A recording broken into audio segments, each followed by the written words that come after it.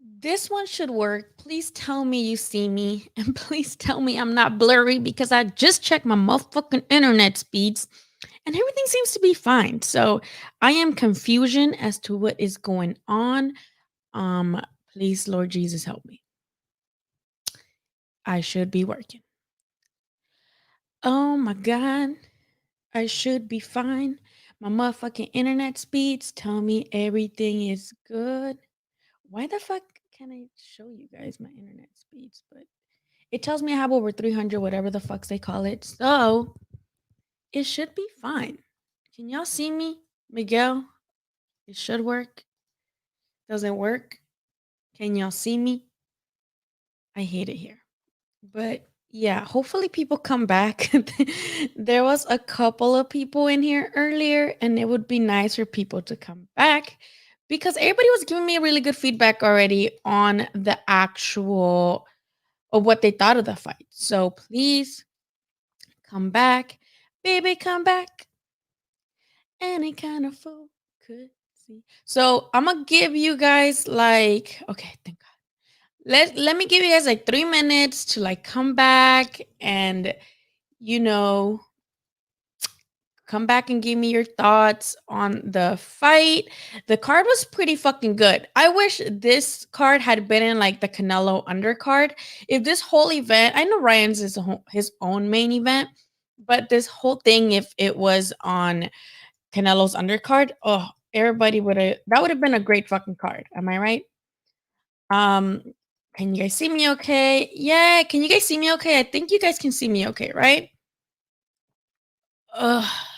No, I reset my modem. I don't know what happened. I reset my modem and then everything seems fine now. So let us pray that it stays this way. Of course I want to talk about Ryan Garcia. Oh, thank God. I want to talk about Ryan Garcia because of course people are going to regardless of whether he won or not, we're always going to remember the fact that he got dropped, right? Especially that he got dropped and the guys that are his competition, especially in the stacked ass division, have not gotten dropped. Teofimo, I don't think he's gotten dropped. Devin Haney, I don't think he's gotten dropped. And who else is in this division? Devin Haney, Tank, Teofimo. They haven't really been hurt like that, right? And it does make us wonder where Ryan Garcia stands with them. And I know after yesterday, people are gonna say, "Oof, Delfimo and Tank both sleep Ryan," and those people include me. I like to see Ryan Garcia finally tested. I know he's gonna get a lot of shit, especially from the people that hate him. He's gonna get a lot of shit, but I, for once, found it refreshing that Ryan had to adapt. Ryan had to rise to the occasion and actually work for a victory for once because usually he would just knock his opponents out and it's like, oh, whoop de doo, like, okay, cool. But never had he ever had to really fucking dig deep to, you know, beat an opponent and had to change his strategy and all of that. So I'm really proud of Ryan Garcia in that way that he was able to, after getting dropped, not get super reckless, not get crazy, like, oh no, now I have to come back and hurt him, right? He was very, very composed. So I do gotta give him that. But I also feel like he needs to shut up about Tank. He needs to shut up about I don't even think he mentions Delfimo, which is good for him because don't do that. I really want him to not be so vocal about wanting Gervonta Davis right now because Gervonta Davis at this point would hurt Ryan Garcia. And I know people say, "Oh, well, let him, he's very let him reach for the stars, right? Let him try to get those names. He wants to dare to be great." Yes, I'm not bashing him for that, but I feel like it could be career ending. Or it would look some not career ending, maybe that's being too fucking dramatic. But a lot of fighters don't know how to come back from defeat, right? A lot of them don't come back from defeat well at all. So I wouldn't hate to have Ryan Garcia go against Tank Davis next or in 2021 and he still has those defense problems. I'd rather he keep facing B-level competition and fix and polish those skills and polish his defense and then face a Tank and that would be bigger fight in my opinion. But let me know what you guys think. I know. I love that entrance. It honestly, like, I didn't expect that because when they were showing us him like walking towards, like, you know, like the where you walk out, he was just walking, and then all of a sudden you see him like Tyson Fury, fucking style, and I was like, ooh, I like that. It would have sucked if he would have lost because, you know, that entrance was pretty fucking good. That was a really cool entrance. I really liked it. That about that point, Luke Campbell's much better contender. Yes. And this is another thing that I might get hate for, but I will tell you guys this. Yes, Ryan Garcia got dropped by Luke Campbell, but I do feel like Ryan Garcia's victory over Luke Campbell, especially after being dropped, is better than any of Devin Haney's opposition, right? Because yes, who's Devin Haney's best name in his resume? Gamboa. And I get that, like, I know Gamboa is a tough veteran too, just like Luke Campbell, but Luke Campbell's significantly younger, right? And he's given other people, other former world champions like Lomachenko and Linares, a nice little test. Like, I'm not saying he won more than 3 rounds against them, but he did make it a competitive fight to both Lomachenko and Linares, who are former champions, right? And I think that was a really good test for Ryan, a really good step up, and I hope he continues to do the step ups. But I find this performance by Ryan against Campbell, especially after, you know, getting dropped on his ass, better than anything that Devin Haney did against Gamboa. And I'm going to get hate for that. I already know people are going to be like, this bitch is dumb. That's just what I think. Now with Tank, I feel like Tank has so much power and so much skill, and I want to see Tank face people in this division. And I don't know if he's going to stay at 130 or he's going to be at 135, but Tank has so much potential, and he could sleep Ryan. But with the knockout of the year against Leo Santa Cruz is a small guy. Like, he didn't even have power up. He was like 115, 118, and then moved up, right? Leo Santa Cruz never had power. Not even at 118, not even at fucking 126. He didn't have power ever. And he was doing pretty good against Tank, but Tank, of course, with his power and his skill, got him. And I'm impressed by Tank. I love Tank. But again, I want him to face somebody that's going to give him some work too, you know? So it's just, Hello, Wesley. ¿Cómo estás? I haven't seen you in a while. Respect for Ryan getting back up. Yes. Let's actually see that knockdown, shall we? Let's see that knockdown, because when I saw that, I was sitting on my couch right here. Don't judge me. I just washed some bed sheets. I was sitting on my couch right here, and I'm just sitting down, and all of a sudden, whoa, okay, rewind. I'm sitting on my couch, and it's the end of round 2, I think. Round 1. I don't remember, but Eddie Reynoso tells Ryan, he tells him, watch out with that left. That overhand left, he almost caught you with it. You have to be careful. And I'm like, I forgot what I was eating, but I was like, yes. And literally, that next round is when Ryan gets put on his ass. And I screamed, and I'm like, Ryan, Eddie just told you this. So he did get a little, I think he just got a little overconfident, especially because he kept backing Luke Campbell into the ropes. So since he felt comfortable backing Luke Campbell into the ropes, he felt like maybe he couldn't, possibly catch him, or he's like, oh, he doesn't hit hard, I could take him even if he does counter me. But that was, I know Ryan won a lot of rounds too, but other than that, I felt like in some areas, like in some instances, you could see that Ryan's youth was being overshadowed by Luke's experience, right? It was a youth versus experience thing, but sometimes you could tell that experience from someone like Luke Campbell who's a fucking Olympian, who's a former Olympian and has faced other former Olympians and has faced the likes of Linares. You could see that he has some tricks up his sleeve that definitely Ryan has to face more opposition to get to that level, right? So let's look at that knockdown, shall we? Much more flat-footed. Seems like he wants to... left hand sends the kid down! And that's what he was setting him up for. Luke was looking for that overhand left. Now we're going to see what this kid's made of. An absolute stunner. And look at the face of Campbell. up much more flat-footed. Seems like he wants to... left hand sends the kid down! And that's what he was setting him up for. Luke was looking for that overhand left. And initially, I did think that Ryan was more hurt than what he actually was because of the way he landed. The way he fell to the floor was like sideways and he landed on his shoulder. So the way he fell down, I said, oh shit, like it's over. Upset time, because there was still over a minute left in the round, if I'm not mistaken. So I was just like, upset. Like, what the fuck?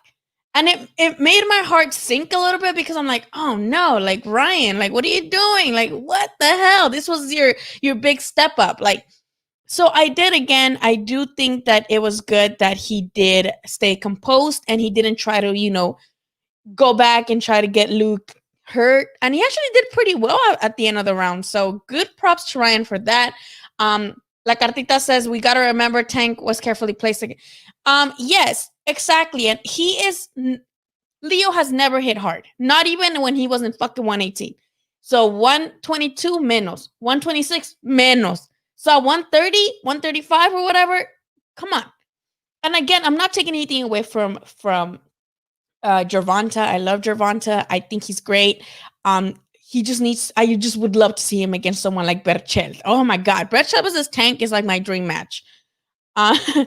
So I think it's smart to fight soon because if he loses his speed, I don't think he will lose his speed. He's still very young. But he might become the Mexican Amir Khan, right? What if he's just super chinny? And it's too early to tell because we can just assume that he is going to, in fact, be the next Amir Khan, where they have speed, but then once they start facing the better opposition, they're chinny and they are exposed, right?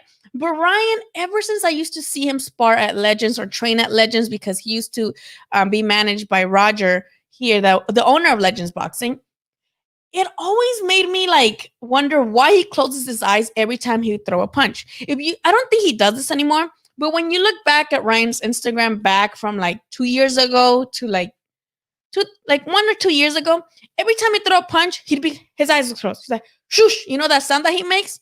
Like shoosh, shoosh. And he'd have like his eyes closed. And I'm just like, why are your eyes closed? I open your fucking eyes. So yeah, I don't think I have to disagree. And I know a lot of people again, shit. As a fan, I love that fight. As a fight fan, I do want Gervonta versus Ryan, but I do think Ryan is too green right now. And I think that as a boxing, I guess like person, like if I was in Ryan's team, I'd be like, look, you gotta hold the fuck up because you just got dropped by Luke Campbell, which yes, good competition, but let's polish some of your skills. Let's polish some of your defense and then have a better chance against Tank than you do right now. Because right now I genuinely feel like Tank would sleep Ryan like cold. Dead ass. Ryan's favorite. Yes, thank you. Ari Boxing, thank you so much. This was the whole time Ryan's like feet, like his positioning made me very, very anxious because he had the most awkward stance. And since he has skinnier legs, like it looks even more out of place. He does need to improve his head movement, not pull straight back and keep his chin down before fighting Tank, of course. And I do have to, we want to see this fight, but why do we want to see this fight? To see Ryan get knocked the fuck out and not get up this time? Like I'd rather him polish his skills a little bit more. Fight Linares next. I think that's even now after this fight and him getting dropped. I do want to see Linares now. I do want to see him against Linares because Linares is also fast, right?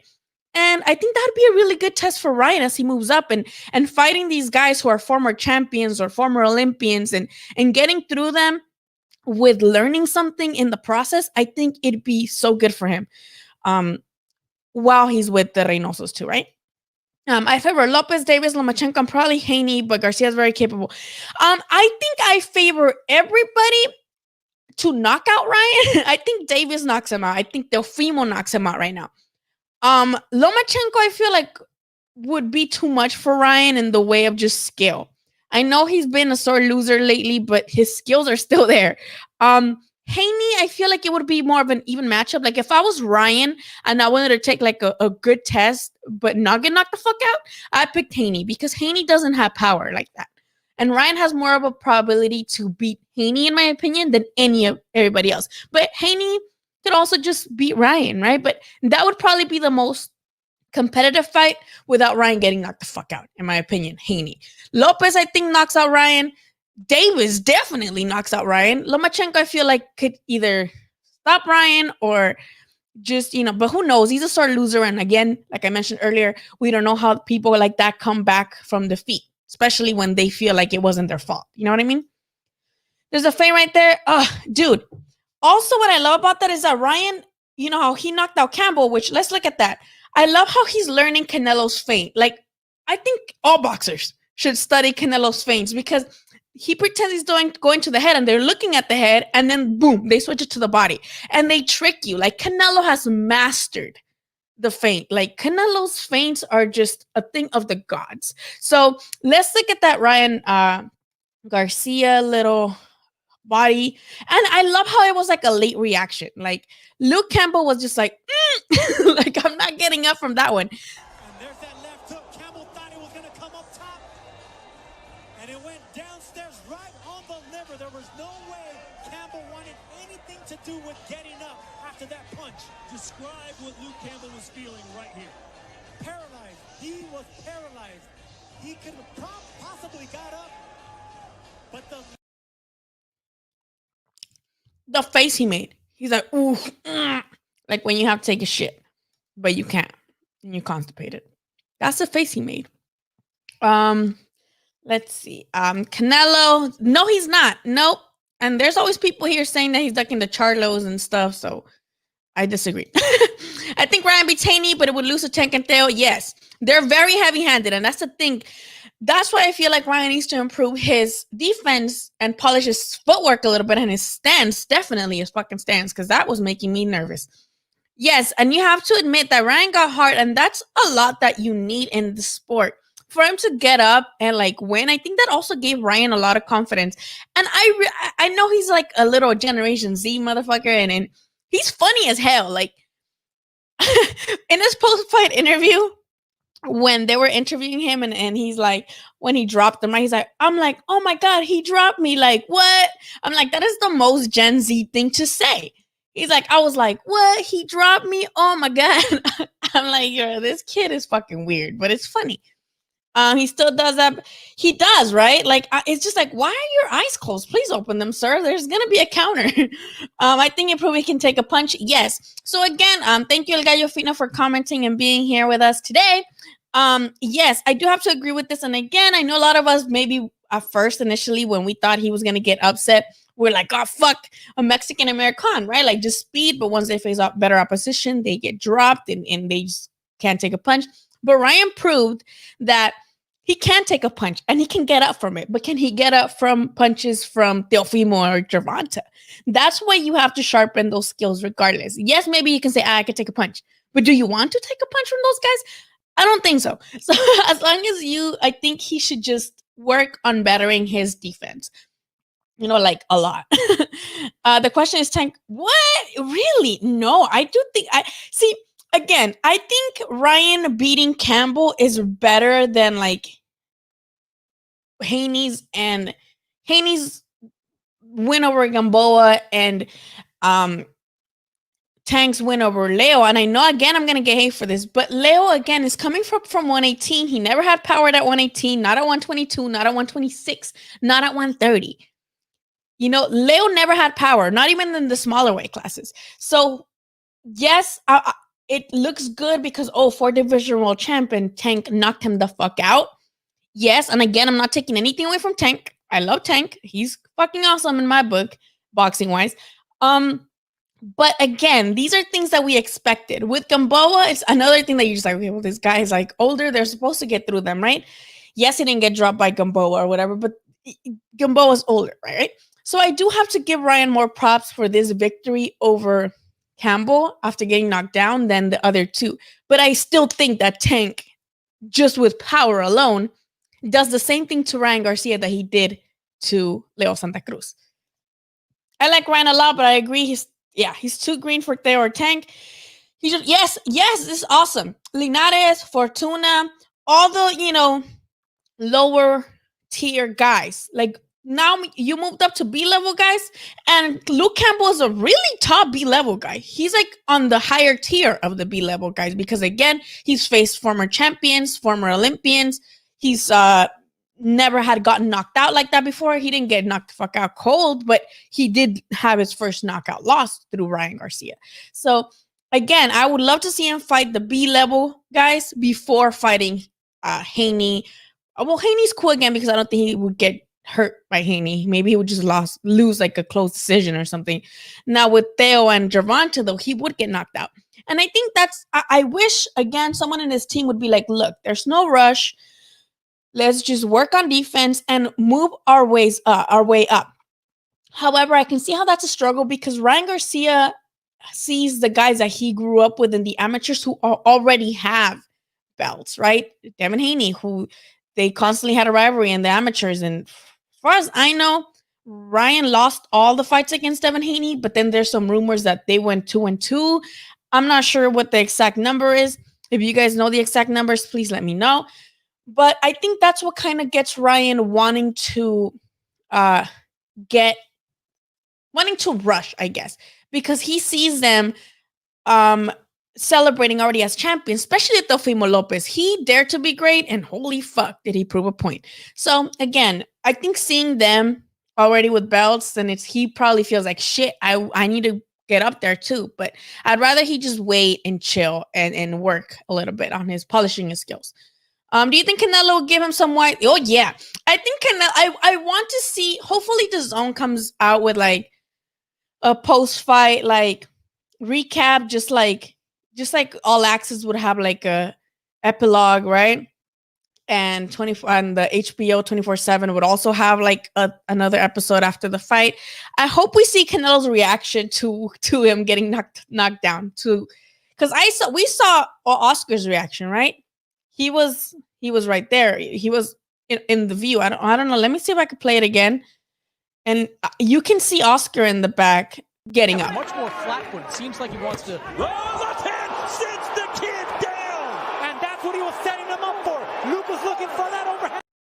Okay, so he doesn't get up on that specific, but he does eventually get up, and he's right there. I want to see Canelo's reaction to Ryan getting knocked down. I mean. Definitely let him mature a little bit more. Yes. Just move your head a little. Hi, Michael, by the way. How are you? I was wrong, but I was worried about the show his face in the fight. However, the kid proved himself. Yes, he has heart, and that's, again, heart goes a long way in boxing. A long way. Haney couldn't KO on Old Gamboa. Exactly. So I feel like if Ryan does want to beat a bigger name right now, he should definitely go to Haney, not and he's Haney's mandatory, so he should just get that done. But not Tank or Teo. I think he just needs to chill. Tank just looks good, but he's fighting nothing. I don't like the word bums for any type of fighter. Let's try to not call fighters bums here. Like, I think that's disrespectful. But he is fighting guys that are lower weight classes than him usually, or smaller, or guys that come from lower classes to meet him, right? So yeah. Yeah, dude, like that was a really good fucking shot. My boy hit that split yesterday. Is this fight were to happen, you got Keith Thurman. I think same thing. I think Virgil is much better in his division, sound wise, than Ryan in his division. But I still think the same applies to Virgil, to where I want to see him go the distance and get tested. I know that Virgil is very powerful, and Virgil has really good ring generalship as well.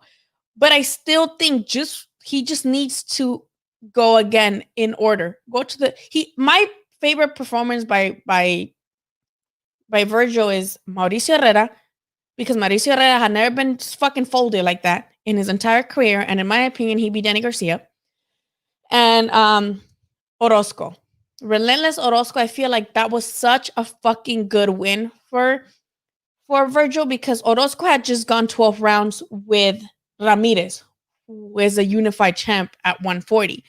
He got dropped, I think, by Ramirez, but he still survived 12 rounds with a fucking champion at 140. And Virgil folded him in 6. and dropped him a couple times, right? So as much as I think Virgil in his weight class is better, in a better position than Ryan is in his weight class, I still think the same applies. Virgil still, I would like to see him with the Figueroas of the world, with the, I mean, John Mayer Jr. retired, but like all the B-level PBC welterweights, Granados, I would love to see him with those guys first, the tough, rugged dudes, before he goes with Keith Thurman. Now, having said that, I think that with the champions right now, well, Keith Thurman's not champion anymore, but with the former champions, I guess, Keith Thurman is a really good fit for Virgil if he wants to go ahead and take that leap of, trying to be great. Because Keith Thurman is not that great to the body. I'm sorry, Miguel. I know you're going to drag me for this because Miguel loves Keith Thurman. But Keith Thurman is a very, very, I know everybody's vulnerable to the body, but especially Keith Thurman. Keith Thurman is like Kovalev. They're good. They're like, their jab is amazing. They got all the ring generalship, but they're more vulnerable to the body than, let's say, other fighters, right? No one likes to get hit to the body. Nobody likes liver shots. But you can tell that Keith Thurman does not do well with body shots. Remember, Pacquiao landed a crazy body shot on him in the 9th round, and he like literally crouched over and like went around the ropes. And then with Guerrero, I think, I don't remember. I think it was who also landed a really crazy body shot. And you could tell like immediately he's just like fucking like, they say flight or flee mode. He dips. He like starts circling the ring. So I think if Virgil were to target the body of Keith Thurman, he could probably win. But again, he's green, maybe. We don't know. I want him to get tested. He got up. Yes, he did. I agree that feint. It didn't help. Looked around, hurt him in the left him. Yes, I think in the 5th round, right at the end of the 5th round, he hurt him. Ryan hurt him, and literally, Luke Campbell just went to the ropes and was like about to hang from the ropes, but then the bell, he got saved by the bell. How much do you rate Billy Joe Saunders and his chance against Canelo? Billy Joe Saunders, I felt like was more dangerous towards Canelo at 160 than at 168. I know he has a more tactical, like moving style, and I know Canelo still, the narrative is that he doesn't do well against guys like that. But I think Canelo has improved a lot to be able to cut off the ring for even the likes of Billy Joe Saunders. I think he gives Canelo problems for a couple rounds. Canelo adapts, and Canelo stops Billy Joe Saunders, in my opinion, in the later rounds. What do you think Ryan haven't improved? Well, I think he's still young. Like some guys never change that. But I think Ryan Garcia, as much of, people claim he's like a pretty boy or whatever, I think he does like to learn from everyone, like in his team. And he made crazy improvements being under Reynoso. And now with Canelo as his like mentor, I think that he is going to learn. I think I'm going to give him the benefit of the doubt and say that after this fight, that's exactly what they're going to look into fixing. Because I don't think for our next fucking training camp, Reynoso's going to be like, okay, let's just go back as usual. No, I'm pretty sure they're going to come up with a plan to be like, hey, how do we avoid getting hit like that? Like, I'm pretty sure they're going to work on some things. Because like I said, just in that previous round before he gets dropped in the corner, Eddie is telling Ryan, he's telling him, watch out for it. He told him that right, the straight right, and he's like, and that overhand left. He's like, you have to watch out. You can't walk into those punches. Aprende. And then after he got dropped, he told him, like, look. I love it because he said it like in Spanish accent, but he's like, relax.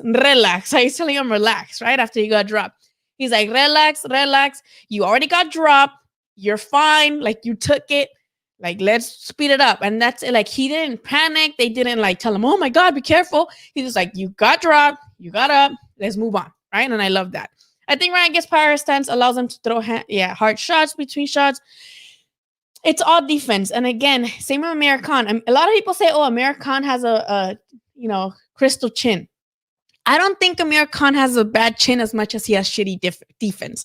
Because if you already know you're chinny, then master the defense is the least you could do. Because Amir Khan always was very undisciplined with his corner, and he also didn't listen. Freddie Roach has countless interviews where he says things like, when he's like, well, he wouldn't listen to me. And I remember for the Canelo fight specifically, I think he was beating Canelo. He got Canelo's the first 3 rounds. But Virgil Hunter told him, do not put both feet like you know how he does that like thing where he like skips around the ring like really weird. He does that. Virgil Hunter told him, do not set both feet down. Do not set both feet down. Like, you have to keep moving. You have to keep moving. The minute he fucking puts both of his feet down, you know, that's how he always falls the same. Like, he does that, like, and like, I'm just like, bro, Virgil Hunter just told you. So they usually just don't listen. So just gotta listen to your corner, man. One thing I feel Campbell didn't do is try to finish. Yes. You know, it's one of those you should have killed me when you had the chance shit. Same with look at the previous fight. I will after we finish talking about this, I do want to go a little bit over that undercard because that undercard was amazing. Look at was it Gutierrez and Alvarado, right? I think it was Gutierrez. Same thing. Gutierrez had Alvarado hurt several times in the earlier rounds, in the 3rd round. And then Alvarado came and almost kicked his ass and also didn't finish him off, which later bit him in the ass because in the 12th round, Gutierrez knocked him down again, which was the deciding factor for him to become the new champion. Had he not dropped them in that last round, it would have been a draw, right? So when you have someone hurt, you have to go after them to like finish them, but at the same time, you have to be wary of counters. And I think Luke realized that Ryan was the way he fell, it seemed like he was hurt because again he fell on his shoulder. But I think after trying to go after him again, Luke Campbell realized that he's still very much a live dog though. Like he's not hurt enough to where he's not gonna counter. And again, with his speed, you don't want to, just overdo it and get reckless. Fortuna would be a nightmare. Oh my God. Damn, you think so? Why? I want to know. I want to know why you think that is. Yeah, I think just not this year. I love when you guys interact with each other. I love to see it. Boxer Liz Garcia and Haney going 2-2 in the amateurs. Okay. See, like that tiebreaker, right? Tiebreaker, fuck it. Tiebreaker in the professionals. Most of these people call bums could split. Yes, they'd fuck you up. I mean, I've always hated that word bum, potato sacks, or cans, tomato cans, right? Like, but I hate it more now that after a couple of years of being around boxers and gyms, even those guys that are meant to go up and get stopped just to make somebody else look good, they are still in the gym preparing every day of every week, still sacrificing themselves to make a certain weight, still working to at least last a couple rounds. And they don't have that mentality that are like, oh, well, I'm just the guy that's supposed to get knocked out. No, they are literally working and training to at least look good, and gain some fans in the process. So I don't like that. I've seen so many fighters and the struggles that they go through and the sparring and they're fucking literally sweat, blood, and tears. And I don't think it's very respectful to call them that, no matter what you think of them. Overall, what do you think should be the biggest takeaway from the fight? Be worried he got dropped. I think the biggest takeaway is just that he's green. That he's still green and he has a lot to learn and he shouldn't be calling out Tank Davis. I think that's the biggest takeaway. The biggest takeaway should be that he's still green, but that he showed tremendous heart and showed that he can indeed take a punch. Let's see. Haney's probably the easiest to make since it's the easiest to make too because Ryan is the mandatory for Haney. This was a mandatory fight. Whoever won this was a mandatory for the WBC, which Devin Haney got via PDF and email. To be fair, Tank Davis Leo had fought at 130 before he was physically, fair enough. If Ryan will listen to someone, he will listen to Canelo over Oscar. Oh yeah. Oscar was on Instagram calling out Mayweather asking for Tank. Rona saved Ryan because I don't think. And if you guys go on Fight Hype's feed, you can see a lot of, because they had a party after, like if there's not COVID going around, they had a whole ass party after. And Fight Hype has a lot of footage of Oscar telling him like, "Oh, Tank who? Like Hank Haney." He's like, "And Hank Davis, who are them?" Like, Ryan, you are one badass motherfucker, and he is, right? But don't encourage this. And I know to Ryan, he's going to encourage it and say, "I'm with you 100% because he wants to keep Ryan happy. Because let's say Ryan had lost yesterday, what is left for Oscar? If Canelo went away and Ryan would have flopped, let's say he would have lost and gotten upset yesterday, what is left for Golden Boy?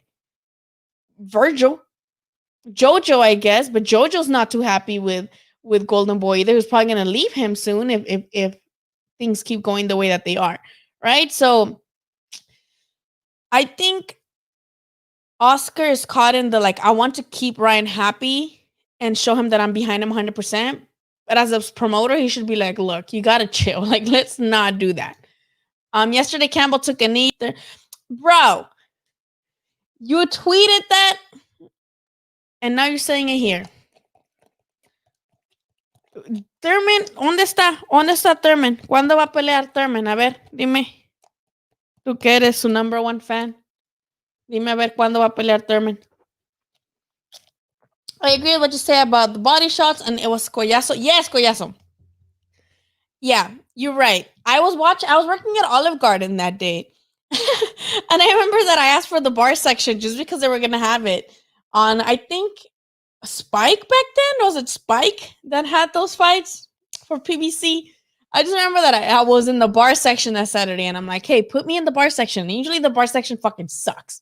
And it's an Olive Garden. Like, come on. And I was like, please, it's because Thurman's fighting. Like, I need to see this shit. And I was just like watching the fight most of the time. Fuck the customers.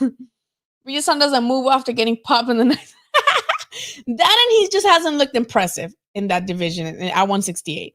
Ryan has no head movement. That needs to be fixed.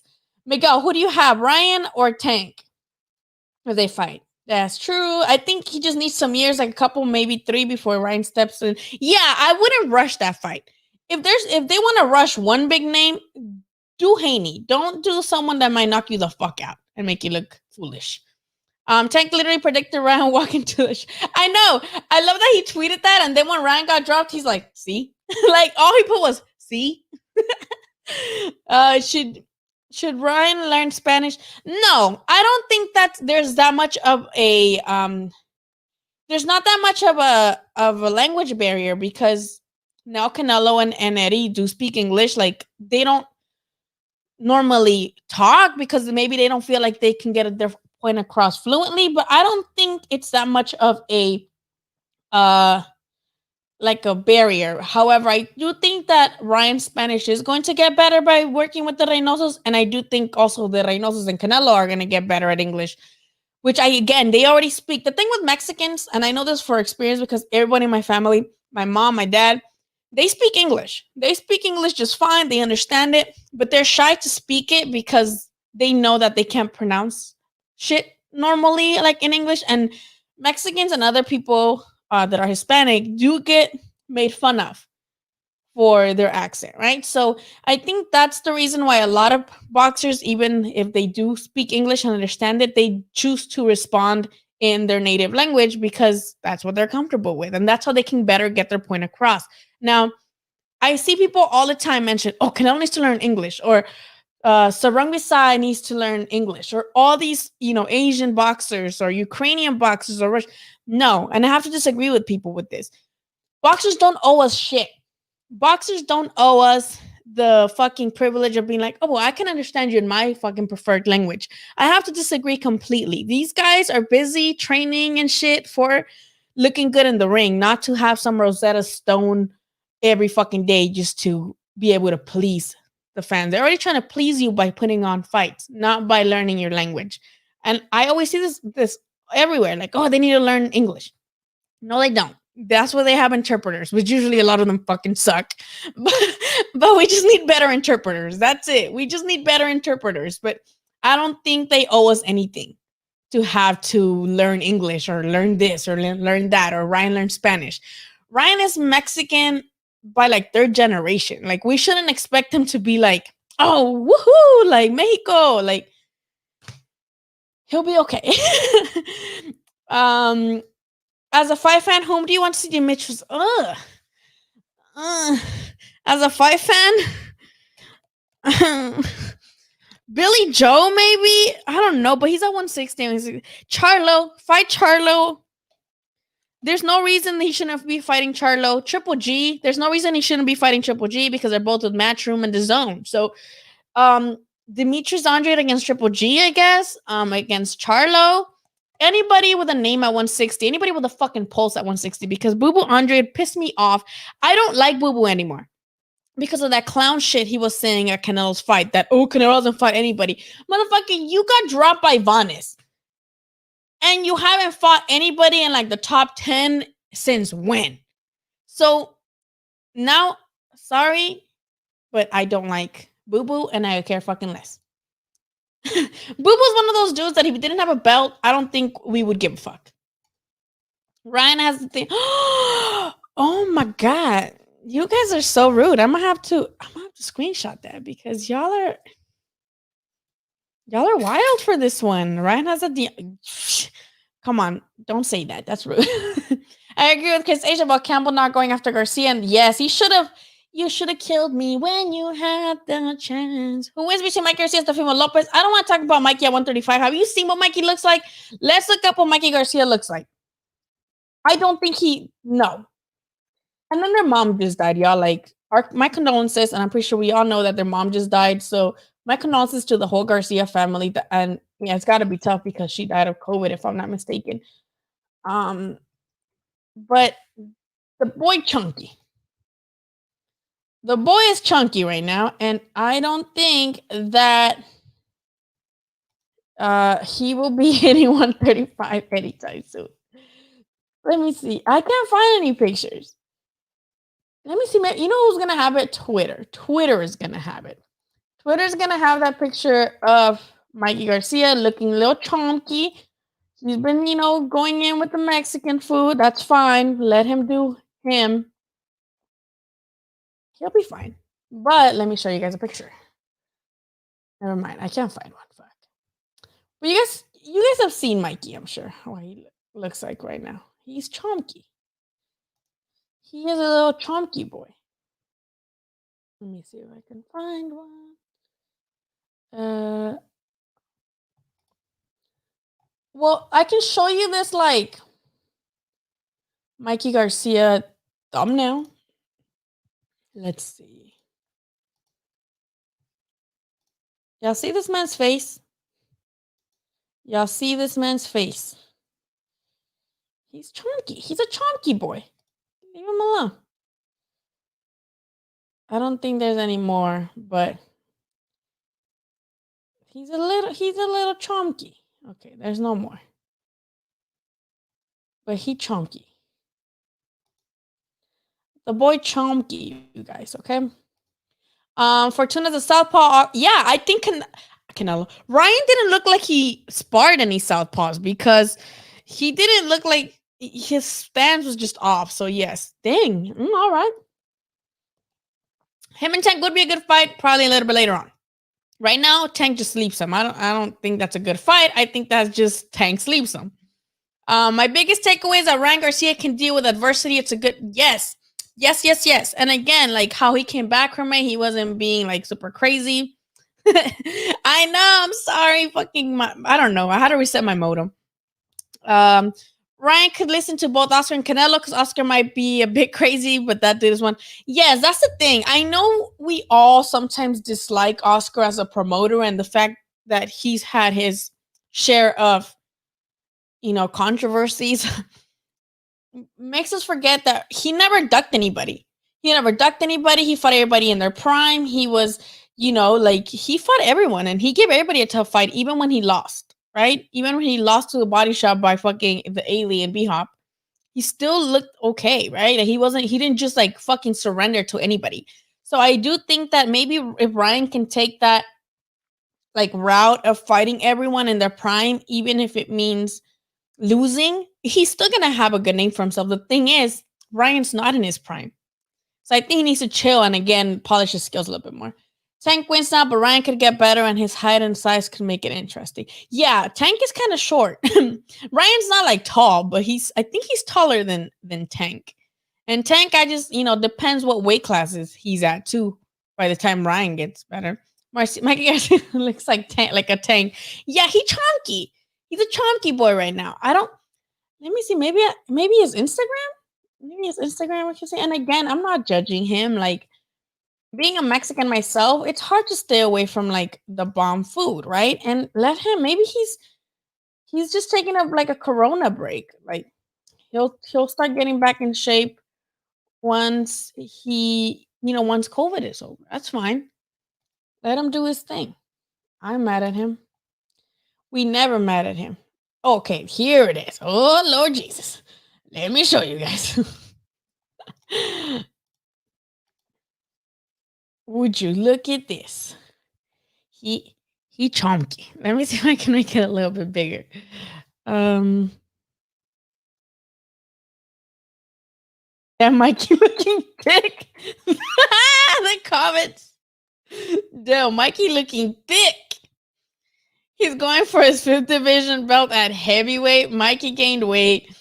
I thought it would be George Lopez. Oh my God. People are being low-key hella crazy in the comments. Oh my God. Dang, Mikey fighting and you fighting anytime soon? A little pig emoji. Mikey versus Canelo light heavyweight. Move up to heavyweight. Mikey versus Andy Ruiz for undisputed Snicker eating champion. Oh my God, Marcus Maidana. People are just being so mean to Mikey. It's thick season. Oh my God, these comments are killing me. Damn, Mikey, you look swollen. Finally, a regular comment, not like fat shaming Mikey. That's so rude. Can I make this bigger? No. He's a chunky boy. He's a chunky boy. Oh. He's a little chunky boy. All right, he's a little chunky boy. There you go. He chunky. See, right there, he wasn't chunky. Right there, he wasn't chunky. He's a chunky boy, guys. It's okay. He's chunky. He's a little chunky. Oh my God. YouTube blocking all sorts of comments. Miguel, they blocked your Thurman comment just because it's Thurman. Like, that's so weird. Do you see Tank? Do you see Tank immature ass comment after the fight? Oh yeah. Sorry. I YouTube filters a lot of the comments and I have to go to the original stream to see them. But I did see Tank's. I see a lot of people like with those fucking. I hate the laughing emojis that are sideways. Whenever somebody uses those, I block them. Like, that's just cringe as fuck to me. They're like, oh my God, that's gay. Like, okay, like I get it. It's funny. That shit was funny. I laughed that they celebrated like that. Looks like they're scissoring. That shit was funny as fuck. But to like go that far, like, oh my God, gay. They're fucking like, bro. Are you 12 years old? Because it's funny. I'm not saying it isn't funny. But you be like, oh, that's gay. Like, okay. It's the.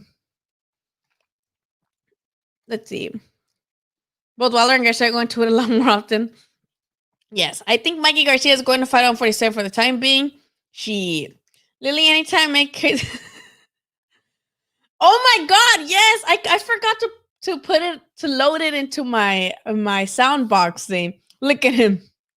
Pitiful. Oh my God, Chris, remind me to do it after I'm done with this chat.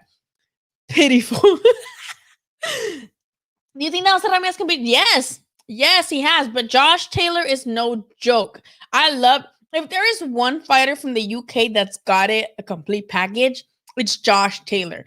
Josh Taylor is undeniably good. And he's probably my favorite UK fighter. But he says a lot of dumb shit on Twitter. He's an anti-vaxxer. He's racist, I heard. And I don't know. But in the ring, he's dangerous. I would have to favor Josh Taylor in this instance, But I do think it's a 50-50 fight, and I know that they're both with Top Rank now, so I would love to see that. Hello, Southern, ¿cómo estás? Long time no see. Let's see. In the ring, Oscar was a warrior. As a promoter, he'd be lying whatever he did. Yes, agree. Like, I just, a lot of people have a hard time, like, forgetting him as a promoter and just focusing on how he was as a fighter. So whenever anybody mentions Oscar, it's immediately like something about his personal life or the drama, right? With everybody. Okay. Chris, I just got your text. I'm gonna try to put it on here. I don't know if it'll let me upload it right now. It usually doesn't let me upload things until like I'm not live. Like I feel like I can upload things. Let me see. Yeah, it doesn't let me upload things unless when I'm on the actual live. Garcia's 5'10" with 7 inches, so he plenty of room. I just want him to move his fucking head. I don't know how tall he is. Tang's about 5'5". Ryan is 5'10". Yeah. In a live, I heard Pete on the back saying Mikey struggles to make 135. This was like, yeah, I think he'll be better now.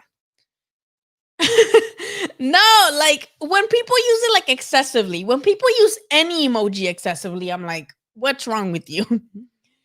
Fighting Words, thank you so much for the super sticker. You're awesome sauce. I appreciate you guys. The super stickers, you guys are awesome as fuck. Thank you. Pretty sure there's a lot of us that know boxing, and sometimes we just get discouraged because people tell us to fuck off and go make them a sandwich. Back and better.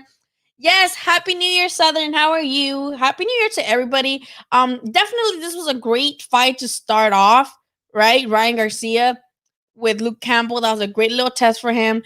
I think the Alvarado brothers did great regardless of Rene losing his title. And it just reminded me how dirty they did Cancio, right? Because Cancio lost to Alvarado and Golden Boy immediately kicked him off. So that pissed me off just remembering that. But the Alvarado brothers had amazing fights. I love that undercard. I'm not gonna block you guys, I promise. I wonder if Canelo gets less hate now he's not associated with Oscar. No. No, I don't think so. I think Canelo's one of those guys that's always gonna get hate. Now, who would we want to see Canelo against next, right? I know hopefully they do a Caleb Plant and third time's a charm with Caleb Plant because he's not Caleb Plant keeps saying no for whatever reason. So let's hope that now Caleb Plant, after fighting that other PBC guy, ¿cómo se llama?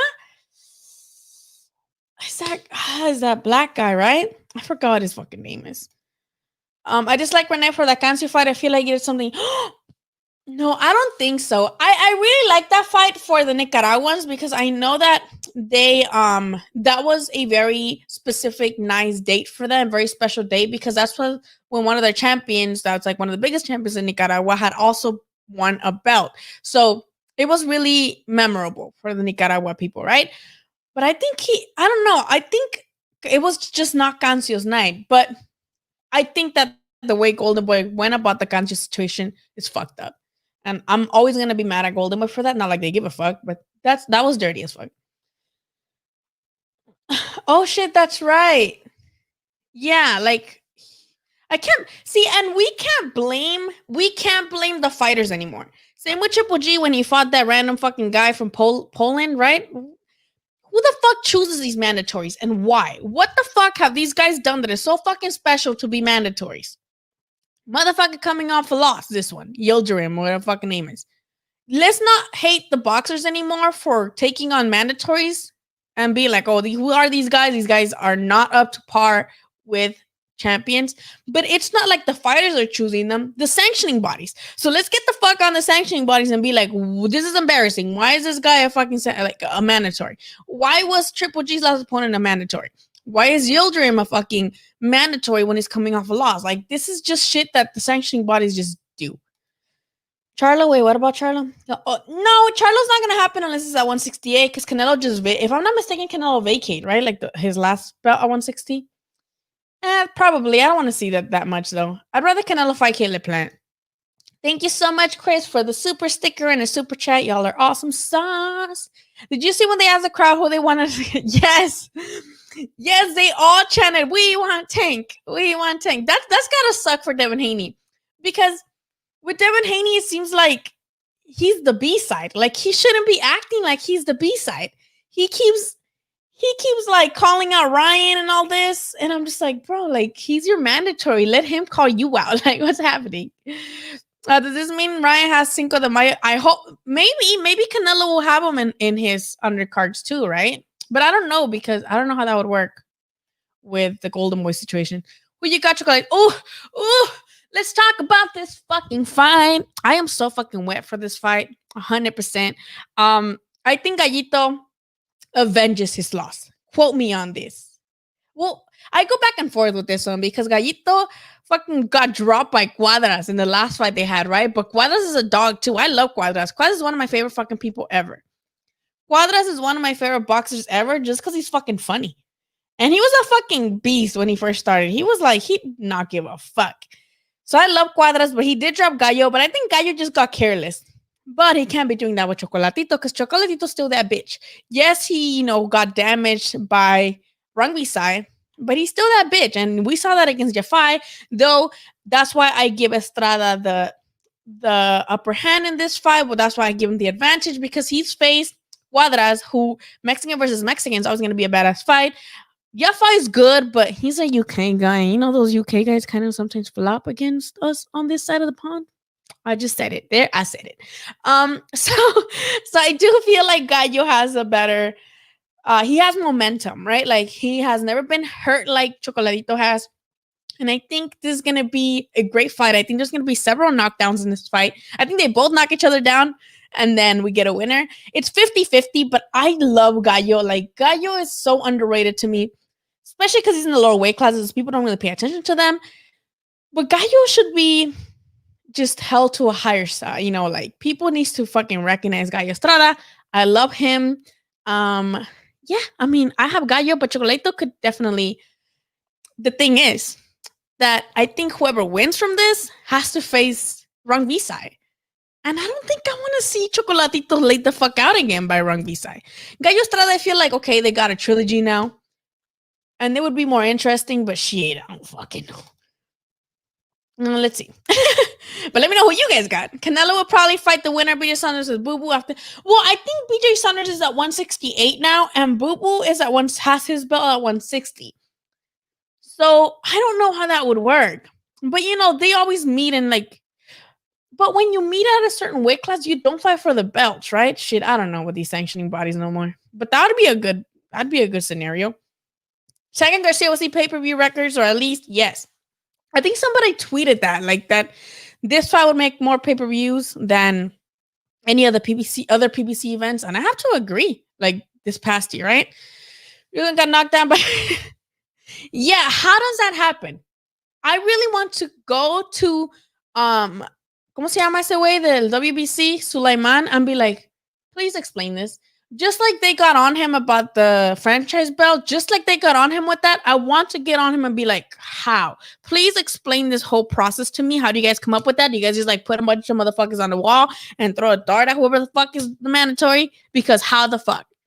Makes no sense. Like, the sanctioning bodies needs to fucking stop with all this bullshit. I'm sick of it. I think, I don't know. I know somebody tweeted the other day on my timeline, like, oh, Ryan's scared of rollies. He doesn't want to sign up for KOs. The same rollie that got gifted a fucking decision against Mariñez. Please. Yes, Rolly's got power. Yes, he does. But that's all he got. No offense. That's all he got. I don't want to even entertain that. But the WBC Canelo's franchise, and he had no mandatory. Now yes. Oh my God. Let me screenshot this, because that's exactly what we're talking about here. This right here. How are you going to say, oh no, Canelo doesn't have a mandatory, and that's what the franchise, he could do whatever the fuck he want up and down whatever fucking weight class. But then, oh, well, he's mandatory. Get the fuck out of here. Do you think guys Ray George Campbell's? No. Not yet, at least. I don't think. Because most people got a box wreck, motherfuckers. That was a WC belt. The ultimate WC match at 168. I thought the franchise belt was for like all weight classes, though. Explain that to me, Miguel, please. Estrada with the KO. Imagine Chocolatito laid on the ground. I don't think my heart could take that. But I mean, it'll feel better it being Estrada beating him like that and not Sir on B-side. Make I understand that, but WC screwed Charlo. Yeah, I mean, yeah, the WC low-key did screw Charlo at 160. They still willing to move up and fight Canelo. I think what stops most of the fight with Canelo, the negotiations at least, is the money split. People want to fight Canelo and make like a bunch of fucking money. Look at the Derevyanchenko situation, right? The reason why Canelo started having more problems with Golden Boy is because as he was pursuing a fight with Kovalev, the Golden Boy people had already promised the IBF that, you know, he would fight Derevyanchenko. And the IBF waits for no one. If it's one, you know, if it's one sanctioning body that's kind of more consistent, it's definitely the IBF. Like, they don't give a fuck. They are not waiting for you. You either fight their mandatory or you get stripped. They've stripped Triple G. They stripped Canelo. They don't care, right? They're more consistent. So when what was really weird about that, though, is that, you know, Canelo had a certain amount of time to negotiate a fight with his mandatory, that is Derevyanchenko. And Derevyanchenko wanted 6 million, not 2, or something like that. And then because the time passed and they couldn't reach an agreement, Canelo got stripped. And to me, that was always weird because I was just like, why is a mandatory putting like demands? Like, you're the mandatory. Just take your chance at a belt and go. Like, you are going to make more money against Canelo anyway than against anybody else, right? So Derevyanchenko wanted basically, I think Derevyanchenko was trying to get the same amount that Daniel Jacobs got, you know, that Daniel Jacobs got in their fight. But bro, you're a mandatory. Like, you shouldn't be placing demands. I love Derevyanchenko. He's great. Why are you like demanding certain purses? Like, you are a mandatory. Just take your mandatory shot and go. So that one was weird for me. How Canelo got stripped because he wasn't able to negotiate an amount on time because Derevyanchenko wanted more. And it's like, that's fucking weird, but okay. Estrada's gonna stop Chocolatito. I love this comment. We're probably gonna get hate for it, but Estrada doesn't get any love, bro. Like, Estrada is so fucking good. I went to Hermosillo. I drove my little tiny taxi looking Prius all the way to Hermosillo to see Estrada fight over there. And that's probably one of my most memorable experiences boxing wise. You don't experience boxing until you see a big Mexican boxing card. The arena was full, people doing the wave, people fucking drunk, doing the most. Someone at the end threw a bottle and hit me in the arm. That shit hurt, but I was still lit though. Like, I was happy. That shit was lit. And it was a pretty good card. Like, that card in Sonora was really good. So I literally crossed the border just to go see Estrada. I love Estrada so much. He probably will, because I'm pretty sure we all seen that interview, right? When they're trying to explain that WBC franchise bullshit. And like, they keep pressing him like, wait, what do you mean? So then what about this? And he's like, oh, it's just you wouldn't understand. Like, so then explain it to us, motherfucker. How does that work? If we just Saunders and Bubu are both WBO, you can challenge a champ. Ooh. Will they? I hope they do it, because they were already supposed to fight at 160, but then, you know, BJ Saunders got caught with the nasal spray, which I could benefit from right now because I'm a little congested. Now, fighting words, who do you have in that fight? Who do you think wins between BJ Saunders and Boo Boo? And do you think being at a certain weight class is going to give somebody else a better chance than the other? I think I would still have Saunders over Boo Boo. I think Saunders beats Boo Boo. Ryan definitely not scared of Rolly. Ryan was offered 200K for Rolly. That seems like change to Ryan. Yes. At this point, I feel like Ryan's not going to take chump change to fight Rolly. And it's mostly pettiness, because Rolly's always talk shit about Ryan, right? So I don't think Ryan wants to give him the satisfaction of even getting in the ring with him. Now, the thing is, though, Ryan gets nothing out of fighting Rolly because he doesn't have a belt. He doesn't have a name. He doesn't have nothing, right? I don't think so. What's up, Claudio? How are you? Nice to see you again. ¿Cómo estás? Better fighter to you, Estrada. Estrada, in my opinion, has more ring generalship than Canelo does. Canelo obviously has done more in the way of like weight classes and divisions, right? But Estrada overall as a fighter is more talented ring generalship wise, in my opinion. I love Estrada, and I mean this in like a non-sexual way when I say that he looks fucking sexy in the ring. I don't mean like, oh, he looks like hot in the ring. Like his movements and the way he attacks his opponents, in my opinion, Estrada, chef's kiss. I could see him all fucking day. Even when he's getting hit, like I love Estrada. Like he is so fucking great. And same with he's more tactical than most, like let's say a Cuadras, right? But Estrada still has that very Mexican, like come forward thing. So that's why I feel like he's also better liked than Canelo, because people fucking just hate Canelo, period. But especially because Canelo's more counter punching while Estrada just comes forward. He comes at you. So again, better fighter. You can hate me all you want, Miguel. I'm gonna pick Estrada. And I'm not saying by a lot. I'm not saying fuck Canelo. I'm just saying ring generalship wise, I have to give it to Estrada. Someone hit. Yeah, they threw up. But it's like Mexico things. I lived in Mexico when I was little, and I'd gone to Mexico a couple times after that. And people just get happy and just start throwing shit. Like let's say, like as soon as Estrada won by knockout, people just started throwing shit. Like shit was flying everywhere. And it was a bottle, and luckily it didn't land on. I mean, it landed on my arm, and I had like a big ass bump. It looked like a bite mark because it printed like the bottom of the bottle, but it got the girl next to me like so wet because so at least I'm happy I didn't get like super like fucked up and wet over that shit, but I did get the hit.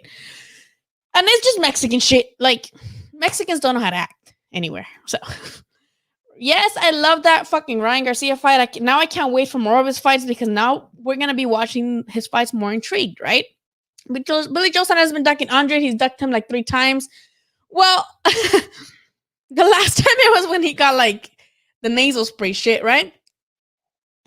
But I think it's long overdue. They have to. Boo Boo will win. So you guys have Boo Boo over BJ Saunders, huh? Saunders is scrappy. Saunders versus Andre with a more. Anybody want to bully him for this comment? Worse than Barthélemy versus fucking Easter Jr.? Oh my god. Remember Barthélemy versus Easter Jr.? I wanted to fucking rip my fucking head out. I was just sitting there like, at one point I'm like, I'm gonna play fucking games right now. I'm gonna go on my fucking Switch and play a game, because what the fuck? It can't be worse than Barthélemy versus Easter Jr. I fucking doubt it. I would kill myself. Oh god, I'm gonna get demonetized for saying that. Dang it. More than Sean. Wait, what do you mean? More than Sean Porter spends what? Boring? Sean Porter wasn't boring. That was good. Yeah, Rolly needs more fights and better recognition. Better recognition that's not attached to Ryan Garcia, because most of his fan base has come from bashing Ryan Garcia, and his fan base don't necessarily like him. They just also hate Ryan Garcia. Let's be honest. Like a lot of people in Rolly's comments talking about, oh yeah, fuck Ryan up. They're not there to like support Rolly specifically. They're there because they also hate Ryan, and they want anybody to knock him out. He does have a belt. Who has a belt? Sorry, I'm behind on the comments, Aaron. I'm so sorry. Who has a belt? I'm sorry. I'm behind on the comments. I talk too much. Yes, but I also have a Prius. So, but it wasn't by myself. One of my friends is a trainer, and one of his guys was fighting in the undercard, and he's like, do you want to come? And I was like, okay. So I went with him, and we just, I think we're supposed to go in his car, but something happened. I was like, let's just take my car. I don't care. And luckily my car made it all the way to Sonora. The weather was nice. It wasn't too humid. We got fucking drunk at like a pub for like $20. Dead ass. Like we drank all night, and the bill was like $20-something. And we're just like, what the fuck? We got so faded there. And the atmosphere is ridiculous. Like I think I'm gonna try to find a video from that specific experience. Let me see if I can find one. But I love that. I love that Mexican, like, okay, I'm gonna show you guys a video, okay? Of my experience. So this was, okay, look at this.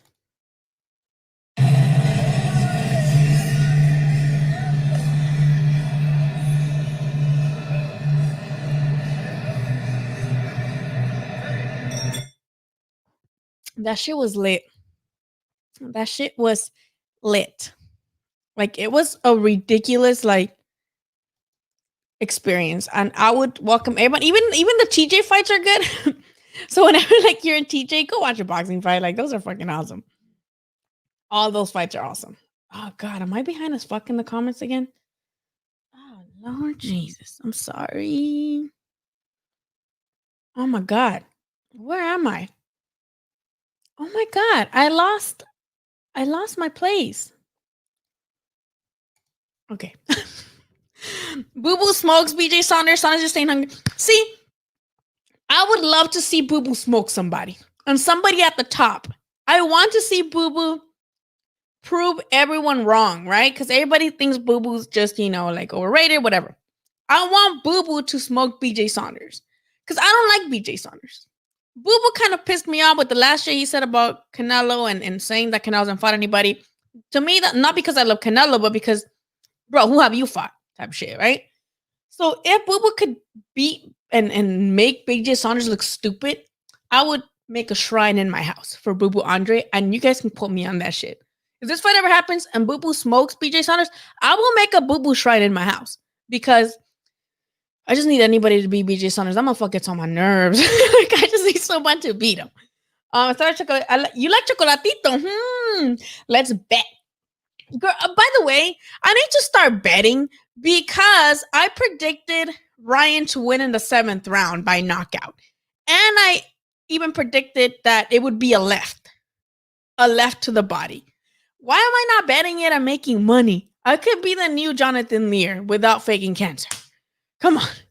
I deadass predicted Ryan Garcia, 7th round, KO to the body, left. I didn't say left hook, but I said lethal left. A lethal left to the body in the 7th round. And that's exactly what the fuck happened. I could have won a lot of monies. God damn it. Canelo will get respect when he fights Benavidez. I think he'll get respect whenever he fights. Yeah. I don't. Whoever he fights, as long as it's champions, right? As long as it's other champions or other undefeated guys. Benavidez, Kill Plant, Charlo, Boo Boo, BJ Saunders, any of those guys. I think he would get respect if he continues to go up and fight those type of guys. Thank you, Aaron. Like the video. And yeah, send it to your homies and be like, do you know this bitch? She likes boxing. You guys should subscribe to her. Boo Boo Andre BJ on a sleeper. Them styles gotta be match better. Saunders and Canelo. Andre versus Charlo is what I want. Yes, I agree that those visually would be more pleasing, but I do like chess matches. I just want them to still throw punches. Like, I don't mind a chess match of a fight. I don't mind them being tactical. I don't mind them both being very cautious, but I still want to see double-digit punches in each round. I don't want no Bartholomew versus Easter Jr. shit where it was literally like single-digit punches in total per round. Like, I can't have that. That will not fly. Lily, who would you like to see Andy Ruiz? Arreola. I think Arreola would be good. White. Fuck it. Wilder. They're all in PBC. Wilder versus Andy or White. Since Andy already worked with the zone and Matchroom, put him with Dillian White, even though the rematch probably with Povetkin's probably going to happen first. Fuck it. Povetkin. Arreola, the Milwaukee guy that looks like a baby and is bald-headed that just lost, or that guy that beat him. Possibilities are endless. I just want to see Andy in there looking good. I don't want to see him looking lazy. Ooh, you guys, that's shocking. I didn't think you guys would have Boo Boo over BJ Saunders. I don't mind it. I don't mind it at all. But that's surprising. Virgil versus Crawford. Who you got? Crawford. I got Crawford. I just think Virgil's too green. And out of all the up and comers at 147, you got to give Virgil a bigger chance against champions than any other up and comer at 147. I heard Jacobs versus Rosado was pretty boring. Yeah, I think it was like Thanksgiving weekend. I was in Arizona with my friends.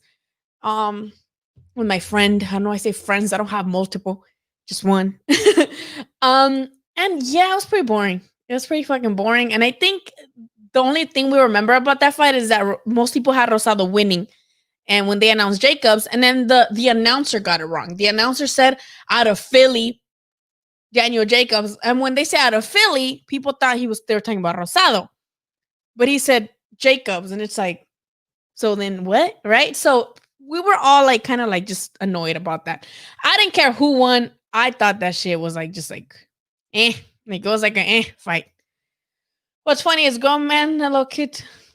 Wait, what? What's funny is grown man and a little kid 22 living the dream.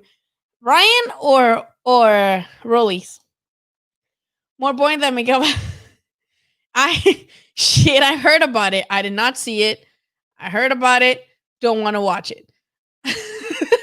I like how DJ Rhyme is agreeing. He's like, oh shit, that was terrible. I haven't watched it and I'm not, but I heard it's terrible. Estrada has finest in that ring. He can move. Yes. Thank you, Alex, for like agreeing with me. He looks so fluid in there. Like he looks like his movement is just chef's kiss. I love Estrada. He looks amazing, especially in that second fight against Rambisai, which, not to take anything away from Estrada, because I just fucking established that I love him.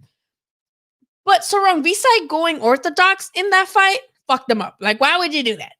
Why would you think that you going orthodox would mess up Estrada's plan because he trained for a southpaw? Doesn't matter, we trained for a southpaw. You usually fight orthodox guys anyway. So why would that confuse Estrada? That just made Estrada capitalize on shit, right? Because Rambisai, when he switched back to southpaw in the 9th round, he had better rounds again. He won some rounds, right? He started winning some rounds. But, oh man, Estrada's so goddamn, like, he just looks good. Not in like a sexual, just like you look at him and you're like, wow, boxing is beautiful. I hope so. You keep tapping your nose. You do. No, I have a septum ring. It's always like that. Either people think I'm like doing this because I'm doing coke, or like they think I'm picking my nose. But it's just like I have a septum ring, and I have like this weird, like, I don't know, habit of like always touching it, especially when it's up like that. People always think I'm either picking my nose or like doing coke, which are both terrible things. But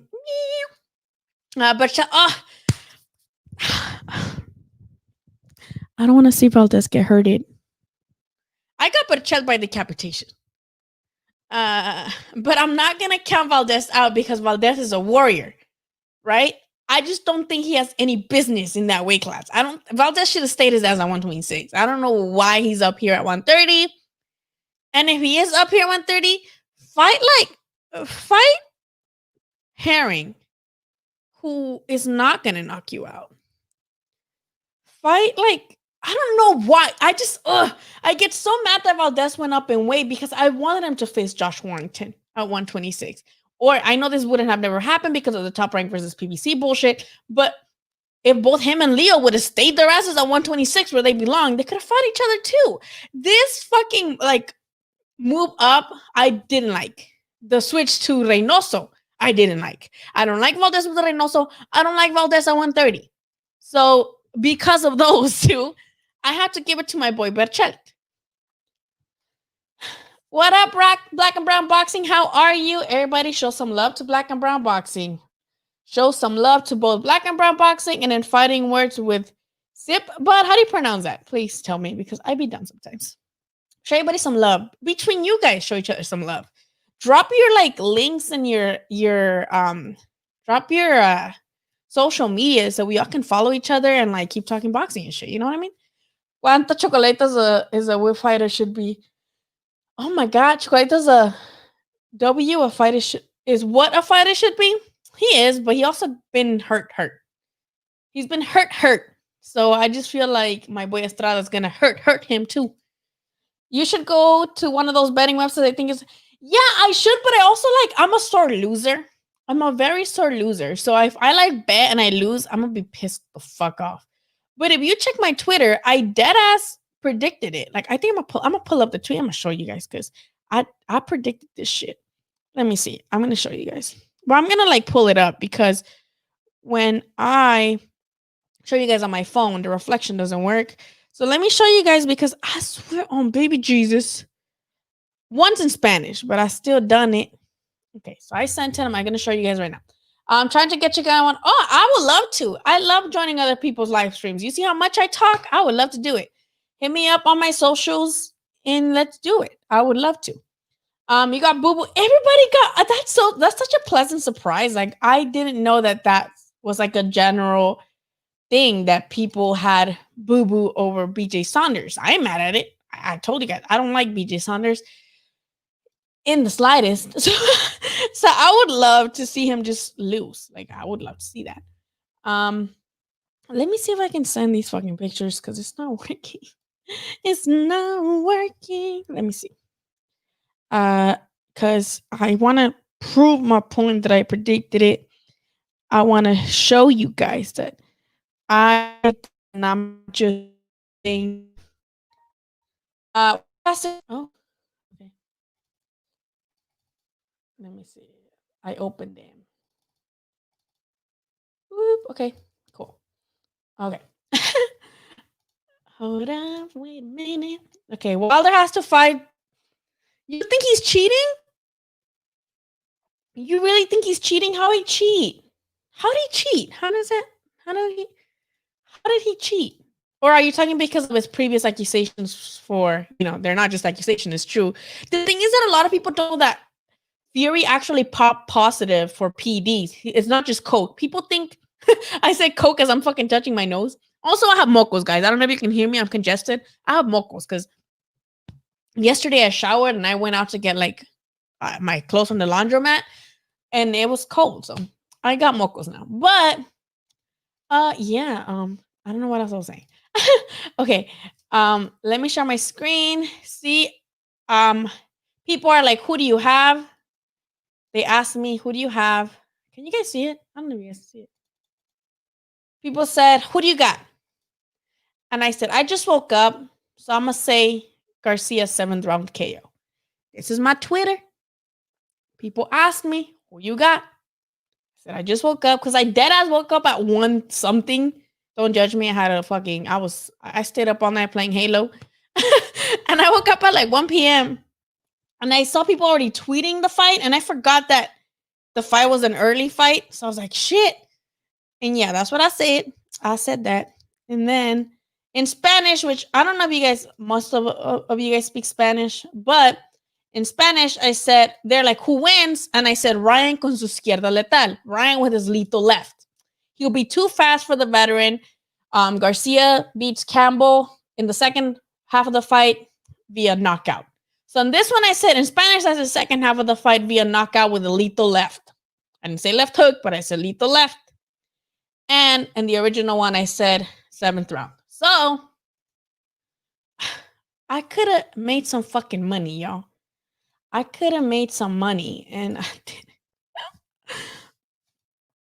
Can I lose his belts and lose? Can I lose his belts? You lose wives? Oh no! Are you getting divorced or something? What is this? Yes, get me on. I don't mind it. I would love to do it. Let's all do a stream together. I would love to do it. Jacobs or so? Yeah, I didn't like it. Is the light heavyweight division the best division? Yes, lightweight. I don't know why I read light heavyweight. The lightweight division, in my opinion, is the best division right now.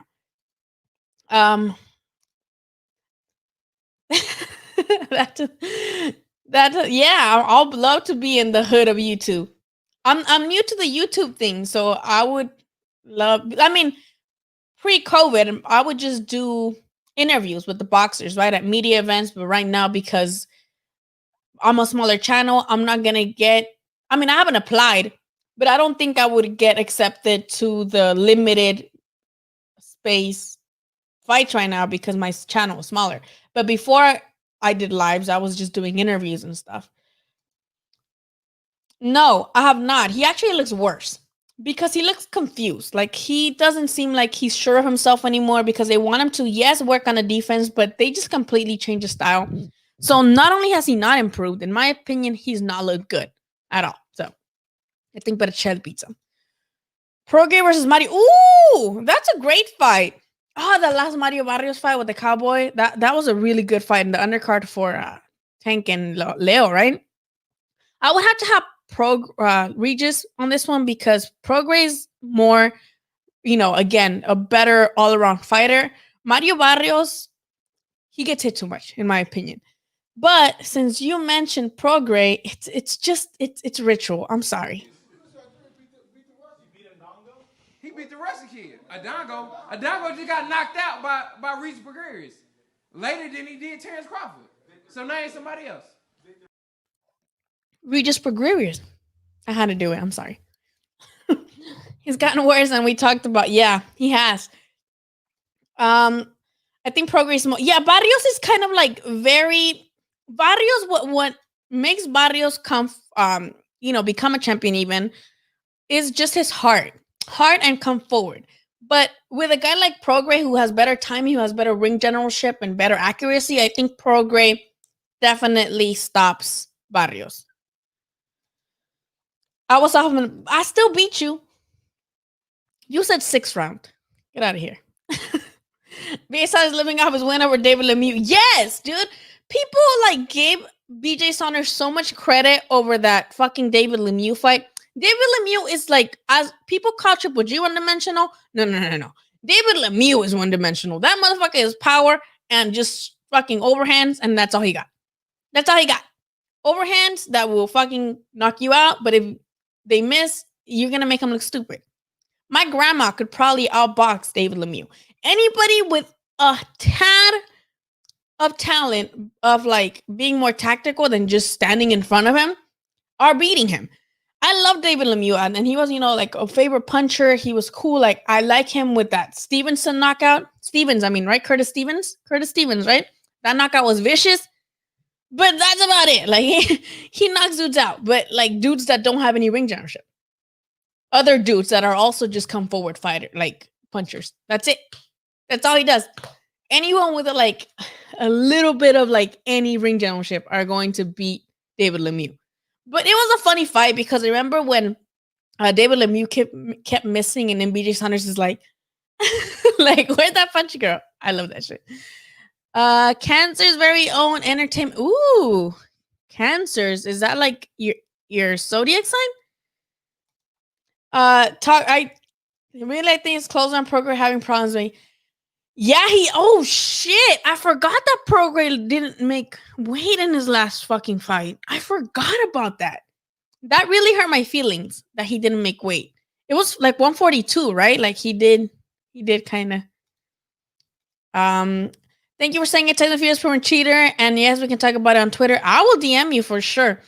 But yeah, people always think that Tyson Fury just got caught with like coke and was being racist and homophobic. But no, he got caught with PEDs too. And he blamed it on wild boar.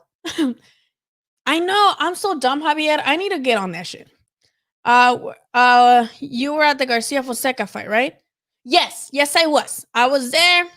I had a really bad experience that night, so I left right after. I almost left in the middle of the fight. I was fucking not in the middle of Ryan's fight. It was a mess. That shit was a fucking mess. Especially post fight, like they had it, like it was. I'm not gonna talk about it, but that just sucked. Who wins Ryan versus Tank? Tank by decapitation. I'm telling you, the clubhouse. Yeah, do you guys want to start a clubhouse? That sounds funny as fuck. Y'all want to start a clubhouse? I want to show you guys a tweet that my girl Boxiana tweeted. She's fucking funny. She tweeted when Ryan gets hit by an uppercut from Tank or something like that. And that shit was fucking hilarious. Oh, let me show you guys Ryan's. Let me share my screen with y'all. So I want to show you a couple things. So might as well just show you the Twitter. This one where people were like making fun of where they were celebrating because it looks like they're straight up scissoring. But I think that just happened because both Reynoso and Henry, who's Ryan's dad, rushed to Ryan at the same time. And like, it was just weird. Like that was funny. It was funny, but people were just saying too much. I was trying to show you guys Boxiana's tweet. Let me show you Boxiana's tweet because this bitch out of pocket sometimes, but it's funny out of pocket, right? Let me see where she at. She like tweeted when Ryan gets hit by an uppercut from Tank. Let me see. Oh, there it is. I'm gonna show you guys. That shit's fucking funny. Um. Oh no, wrong one there. She put Ryan Garcia after a Tank uppercut. Oh, that shit had me dead. She's like Ryan Garcia after a Tank uppercut. She's so fucking dumb, bro. But that's just funny. And that's Boxiana, the Boxiana on Twitter. She's fucking hilarious. And that's what she tweeted. That shit had me dead. Take a tequila shot right now. I have a bunch of tequila, but hey, I'm not going anywhere. But I just drank iced coffee, so I feel like I'll probably get diarrhea. He do be getting clip yeah. Mario Vargas gets hit too much for my liking, especially not facing like top tier opposition, you know? Valdez does have a boxing identity crisis. Yeah, and that's all because he switched to Reynoso. He could have stayed with Manny Robles and just been like, hey, move your fucking head a little bit more, and it's fine. But they completely changed the style. I'm a screenshot that because that is very, very that is true. That is true. So I'm gonna have to screenshot that so I can remember that. Boxing needs more Argentinian boxers as Lucas Maidana. They all seem heavy-handed. Yeah, and right now I feel like there's not that much Argentinian talent. We have Brian said no, that's Brian Ceballos is the guy from Tom Loeffler. What was that guy's name? That guy that tied with Lara? Brian something. Right? You guys know what I'm talking about? He like tied with Lara in a Showtime card like a year ago. And right? Almost 2 years ago, because it was like around March. Brian Castaño. He's Argentinian, and he has one of the little regular belts or something. He's good, but I wanted to see the rematch against Lara, and it didn't happen. Maidana's brother, TNT Maidana, ¿cómo se llama? Oh my god, I feel bad because I used to talk to him every day when he was training at Legends. ¿Cómo se llama? He's with Manny Robles. I feel so bad that I remember his name because we used to talk on WhatsApp, not like that. But I used to always ask him like boxing, like when do you fight, stuff like that when I wouldn't see him. Fabian. His name's Fabian Maidana. And he's doing well. I think he lost one fight. He tried to fight over there in his brother's promotions that he lost. But he's like also very heavy-handed, but he doesn't get that much attention. Munguera's Triple G, I like that. I like that fight, especially now with Triple G not looking as great, according to you, Miguel, dickhead. I think it's a good chance for Munguia right now to capitalize on that and beat Triple G. And I know they wanted this fight back when Triple G was looking for a Canelo replacement, right? That's how Munguia all came into our radar. And that's how Munguia landed a title shot because even though they denied him with Triple G, Golden Boy's like, hey, we'll give you a fucking fight. Completely destroyed Ali. But yeah, I think Munguia has a really good chance. I still think Triple G beats him, but I think Munguia can capitalize on it. My New Year's going okay. I'm bored all the time. My kids are with their dad because over the Christmas break, there was a COVID outbreak at his house, and they all, like, a couple of them tested positive, some tested negative, but they're still there exposed. So on Tuesday, they're going to get another test, and if they come back negative, I can fucking pick them up. But I've been just here by myself, and it sucks. I just been playing Halo. How's yours? But just not a different fighter with all nasal spray. I'm a screenshot that. He is. I mean, with that Argentinian guy that he fought in that YouTuber undercard, he didn't look that great, right? He looked he actually was losing until he knocked the guy out in that 12th round. That was a good fight because of that. I got Ryan winning ooh! You really think so, Javier? I don't know. I think Tank knocks out Ryan right now because Tank is very powerful. I don't know. That's crazy. I don't think so. I think Tank does need better, a little bit better competition, someone his own size. But I think even now with the power, he does beat Ryan. But it's a good take, I believe Munguia will beat Triple G, and it will make some good money when it happens. Ooh, we betting over here. I see you there. You're new to YouTube also? Yeah, YouTube is weird. I don't know how it works, but here we are. You guys talking about Wilder? It just sense that I'd rather see something, but think Ramirez beats Taylor and everyone at 140. I think Taylor's a real deal, though. I don't know. I think that's as 50-50 as it gets. I think that's pretty 50-50. I got an interview with King Solomon. Ooh, in the parking lot? Dude, yeah, like that event was just crazy. They were making us wait forever, and it was just fucking dumb. Thoughts on Buddy McGirt pre-Campbell fight, saying that if you take Ryan Power, he's an average fighter. But Ryan doesn't really have power like that. He drops guys because he's fast and they don't see. I'm not saying he doesn't have power. He definitely has pop behind his punches, but he's not like a powerful dude. Like, it's more about where he places the punches and the countering that is so fast that you don't see it coming, so you don't prepare for it right away. Ramirez's beast. That Ramirez versus Hook fight was, oh man, that was probably one of my favorite fights. Ramirez versus Hooker. That was such a good fight because when it was like in the middle of the ring, it was all Hooker. But when they were against the ropes, it was Ramirez just fucking them up. I love that fight. Sometimes I watch that fight just to like watch the fight again. Yes, Castaño. Fuck, I'm super late on the comments. I'm sorry. You know how it, but truthfully, everyone has flaws, but it does have to be. Yeah, like you, I mean, everyone's gonna have different flaws, and especially against different styles, right? But we should just like not be as harsh, I feel like. Or be like, oh, just because this guy has this style, that means this guy beats him. Like, yeah, styles make fights, and then we'll always be surprised. Tank is really sure it's not going to be easy for him, and Ryan has more power than Leo. It could. Yes, I agree with you, Claudio. Those are very important factors, but I do think 2, 3 more fights. I don't think one. I don't think he's going to fix all those mistakes in one fight. Maybe he fights like someone else that's a power puncher like Tank is, or he needs to spar with like super power punchers that are. He needs to spar Canelo again, but like for real. I'm telling you that boy Ryan ain't ready. I don't think he's ready for Tank. No, I have to agree with you. Can we talk about Gutierrez?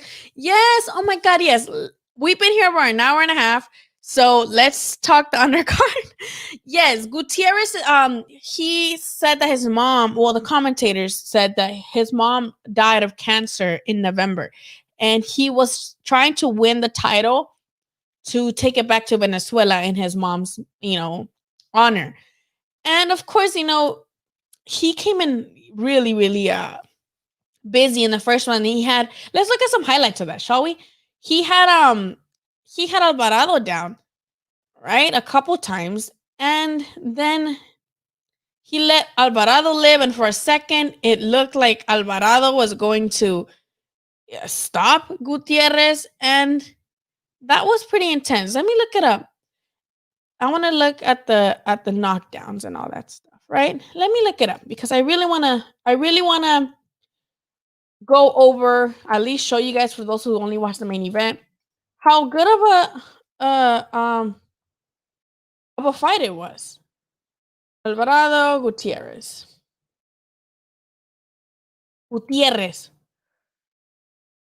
So it inspired me too. When it's like things like this, you always feel like, oh man, that was so cute. Like that was nice. I appreciated that. Okay, so let's put it up. Okay, so let me share my screen and then we can get it done. Share my screen. Let me okay. And this was it basically. I think that was on the 12th round. When he dropped them, I believe that was the last round. And if he wouldn't have dropped them in this round, it would have been a draw. Because Alvarado came back right after being hurt in the third and getting dropped. He came back. So maybe the zone has it. Maybe the zone has all the knockdowns. But I did appreciate that. That always melts my heart when it's guys who, have more to prove than just, oh, I beat this guy, right? And it's for a cause like, oh, everybody deserves, whatever. But when it's stuff like that, I'm a sucker for shit like that. I'm a sucker for people winning and just for his mom. Like that's cute. Let me see if I can find the actual video of the knockdowns. I don't think so, but they were good. Oh, they have a shot of the knockout before. They're not gonna show it because they're just showing Ryan Garcia's everything. Ryan Garcia getting knocked down. Everything Ryan Garcia getting knocked down. Okay. So I got a video of the third round. The third round knockdown. Let's share it. So Gutierrez wanted all the smoke, and it's crazy because a lot of people were like, "Why is this a rematch?" Wait, that's not it, is it? Is it? I think it is. Hold on. A lot of people were like, "Why is this a rematch?" Like this guy knocked out Gutierrez in the third. In the first fight. Why is this a rematch? Right? People were saying, "Why is this a rematch?" But okay, see, it's just Garcia shit. Okay, but I'm glad that this guy got a second chance. Munguia looks better working with Eric Morales. Yeah, I think he does, but at the same time, he just needs to move his head. Like, this guy just needs to move his head. Some guys are just Mexican style guys, and that's Munguia's one of them. Those are just come forward guys. Maybe just move your head a little bit. Berchel, Munguia, Valdez. That is not acting like that anymore because of Reynoso. But those guys are dead ass, just come forward guys, and they'll take 3 punches to land 2 on you. That's just their style. You can tell them, hey, move your head a little bit. That would help.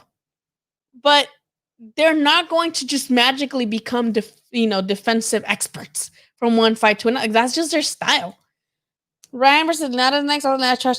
I know he keeps calling him Nino. He's like, "Oh, you're not ready to fight me, Nino." I'm like, And a lot of people took offense to that because they're like, "You lost to Lomachenko, blah blah." But Ryan's not Lomachenko. Come on. I do think Taylor has a big advantage speed, but almost all Ramirez fight starts very slow and is best. Yes. I do think so too, but you can't take those liberties to start slow with someone like Josh Taylor. You can't. People talking about Tank hype, but Ryan disciplined enough to fight on the outside? Nope, I don't think so. Not yet, at least. That's from what we saw, right? Did Franchon Cruz fight on undercard? I think she fought like after.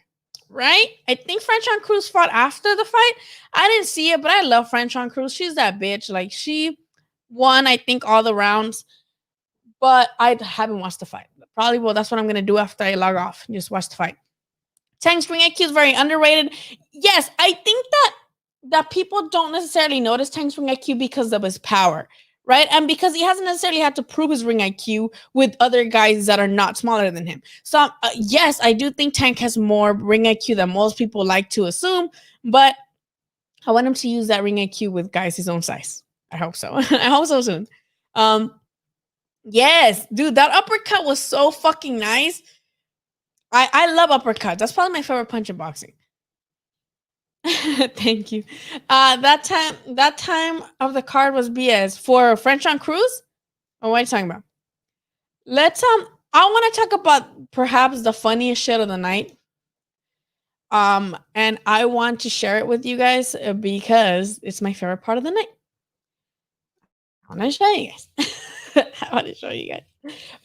Perhaps like the best part of the fucking card. For me, at least. I want to show you. Put your volumes up, please, because I want to show you guys something funny.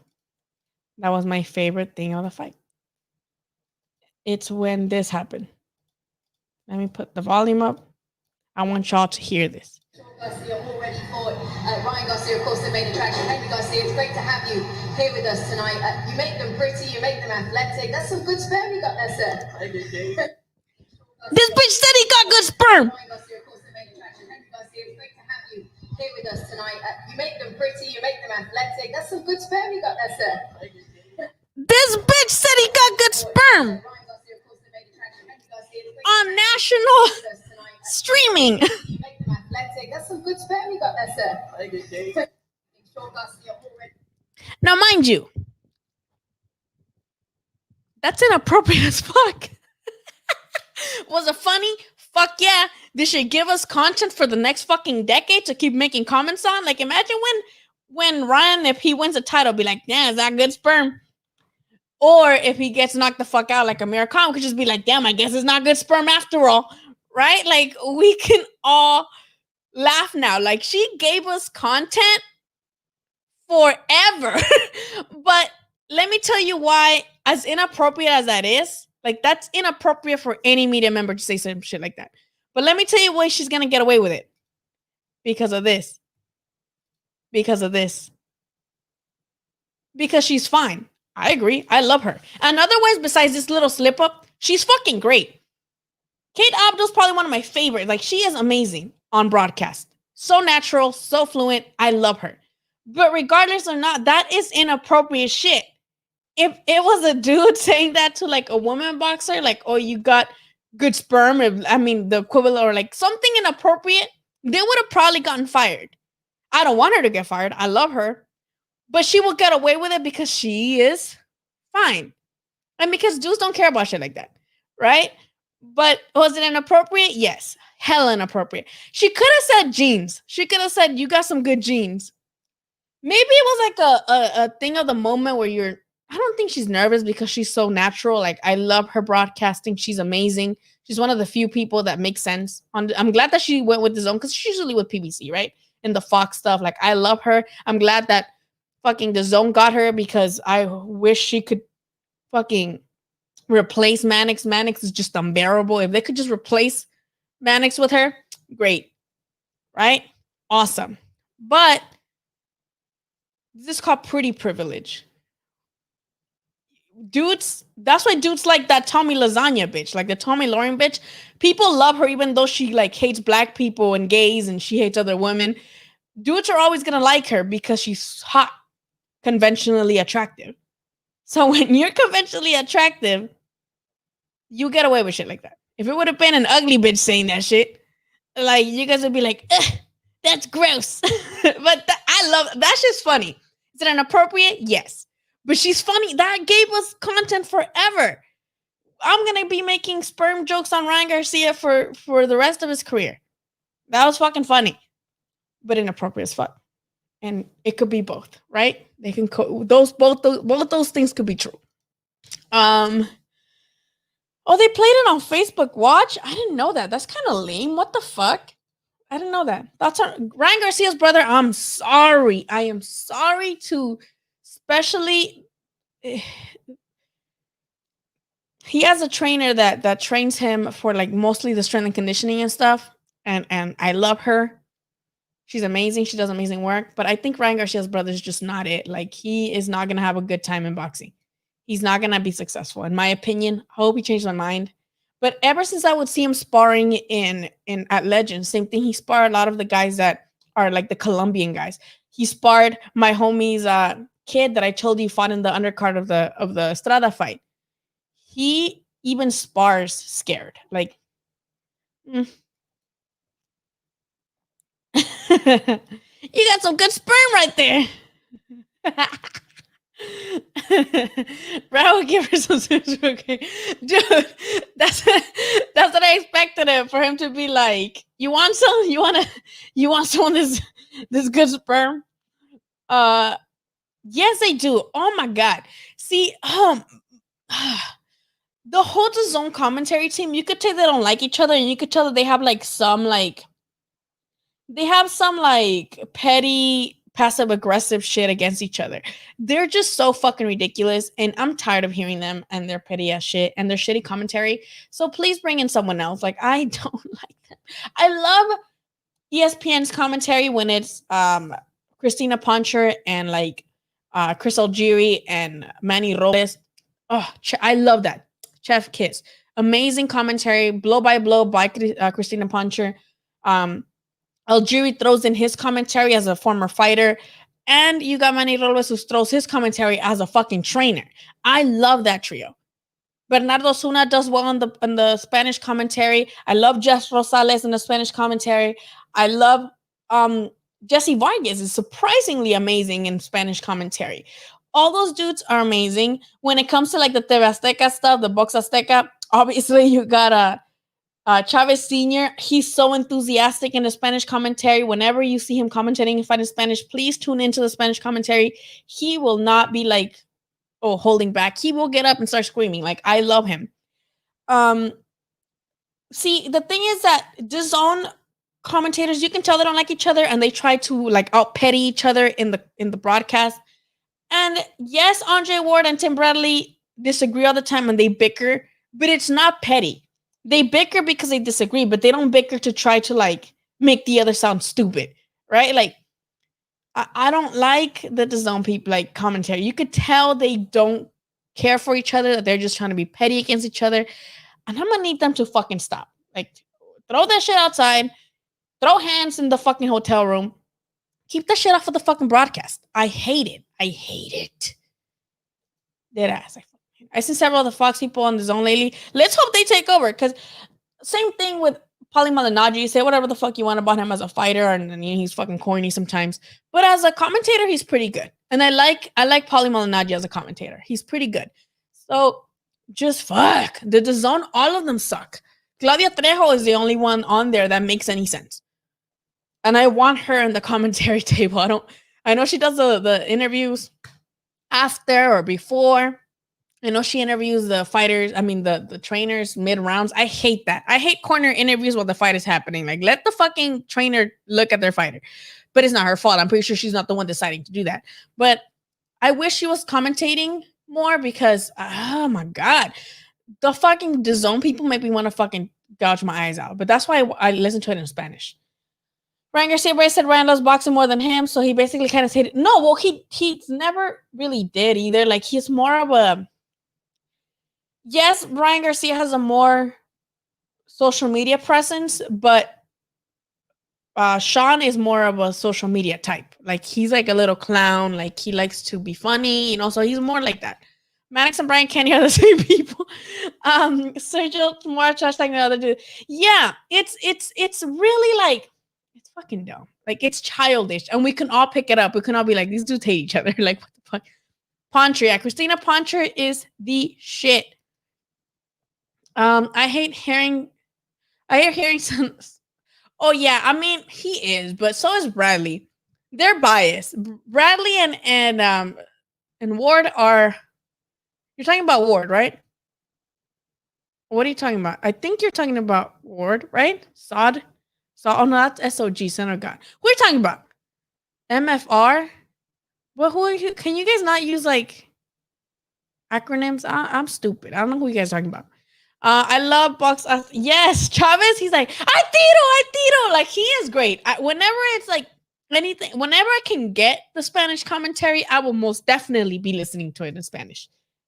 Watch Benavidez and Crawford and see how biased Andre is. Benavidez and Crawford, like, Crawford had that whole fucking fight, so I don't know why they would say anything nice about Benavidez. Benavidez didn't do shit in that fight. I miss Manny Stewart on the comment. The zone is so bad that I miss HBO. I miss Max Kellerman. Yes, I don't like that. I feel like they need to, like, the trainers need to see what their fighters are doing completely so that they can tell them how to improve in the next round. If you got a fucking camera in your face and a microphone, you can't, like, and I feel like it's bad luck.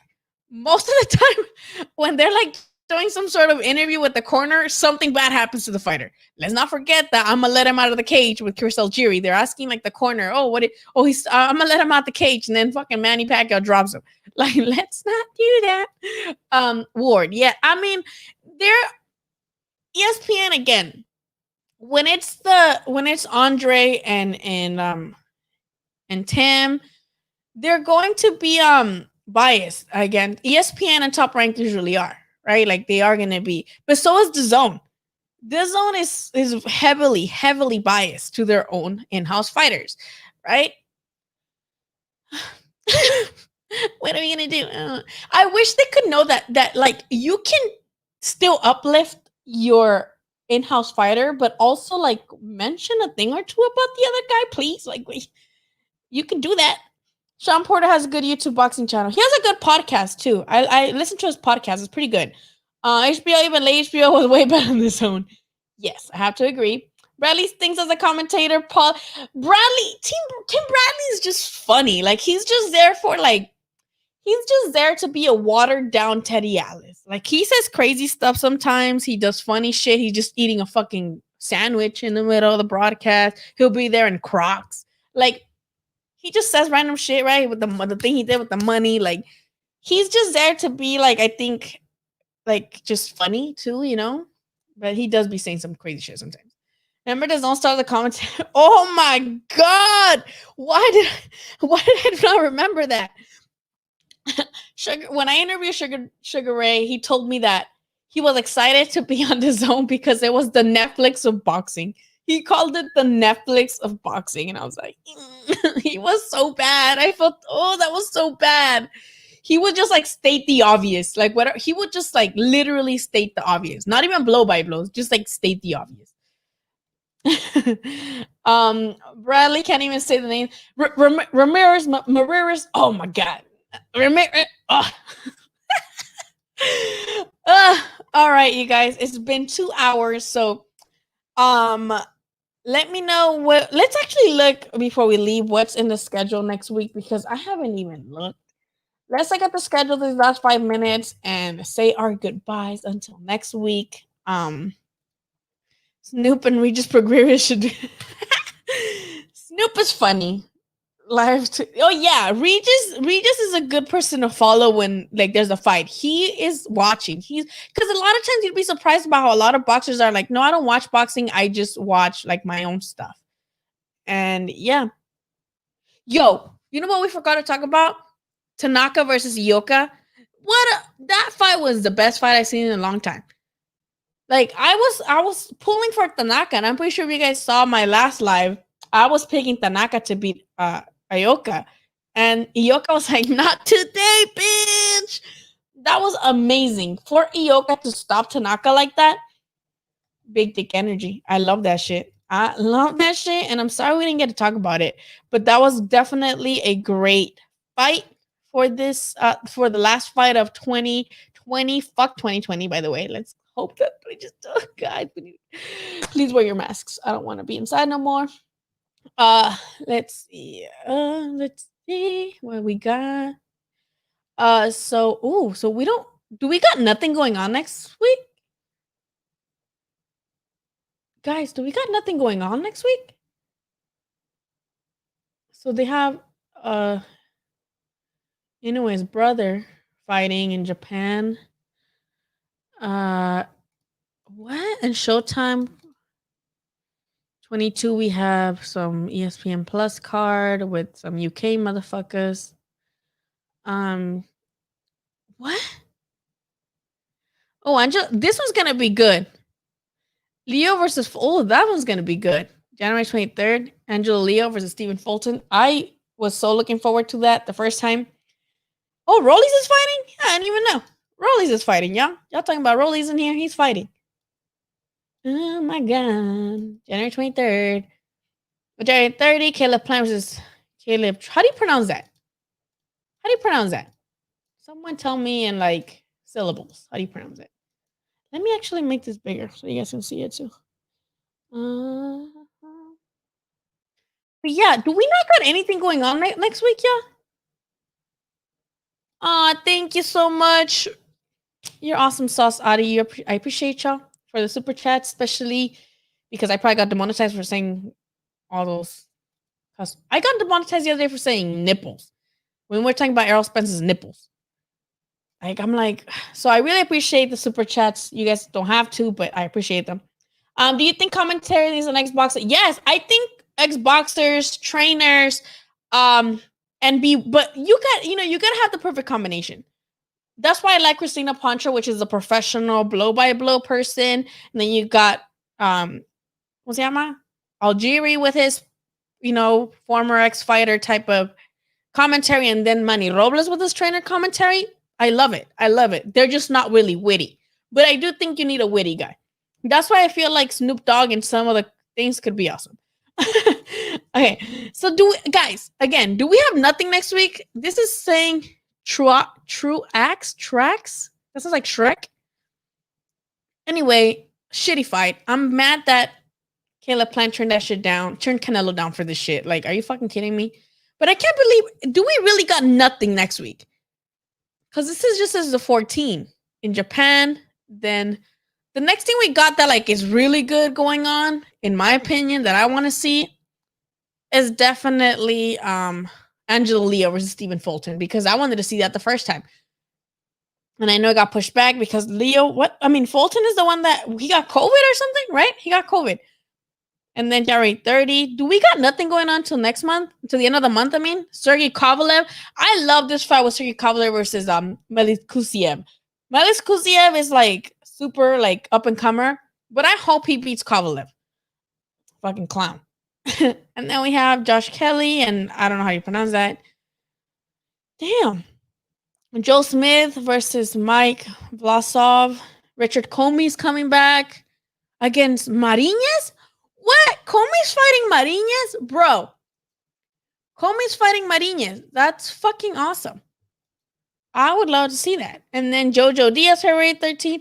DAZN has some good fights coming up. Patrick Teixeira versus Brian Castaño. We're just talking about Brian Castaño. I think that's a great fight. Teixeira's the shit. Brian Castaño's like, he's good. I got Teixeira in that one. So yeah, we don't got much going on. And then till February 20 got Bachelos, Oscar Valdez. Shit. We don't got shit going on next week. So, I guess. I know he really did. And what pissed me off about that, Addy, is that like he said it himself, like, oh, I'll give him a rematch. Like, I'll give him a rematch if he wants one. He wanted one. We all wanted one. And he said that he would give him a rematch and knock him out in the rematch. So then why not do it? Why you gotta fucking do us like that? Piss me off. Piss me off. So he's fighting Comey? I mean, not. Why am I this way? Point is, I'm glad to see Mariñez back, and I think it's going to be great. These are my socials here at the bottom where you guys can find me. Thank you guys for being here for like 2 hours with me. That's fucking crazy. Don't bet on Teixeira. I'm not going to bet, but I do got Teixeira because I think he's been looking hella impressive. Castaño, I just feel like he's been inactive. Castaño has been inactive for a while, and I just feel like that's going to do him some disservice. But it's just a great fight. This is not a fight I want to bet on because it's not even a title fight, right? Is it? Is it a title fight? No, right? Then can you give it a 3-day week? That's a lot. I do have a 9 to 5. And I usually come home around 6:30, and I have to give my kids dinner and help them with whatever, check their homework. And then that would have to be like an 8 p.m. live. But I do want to, like, what I want to say is that for my New Year's resolution, I did want to start.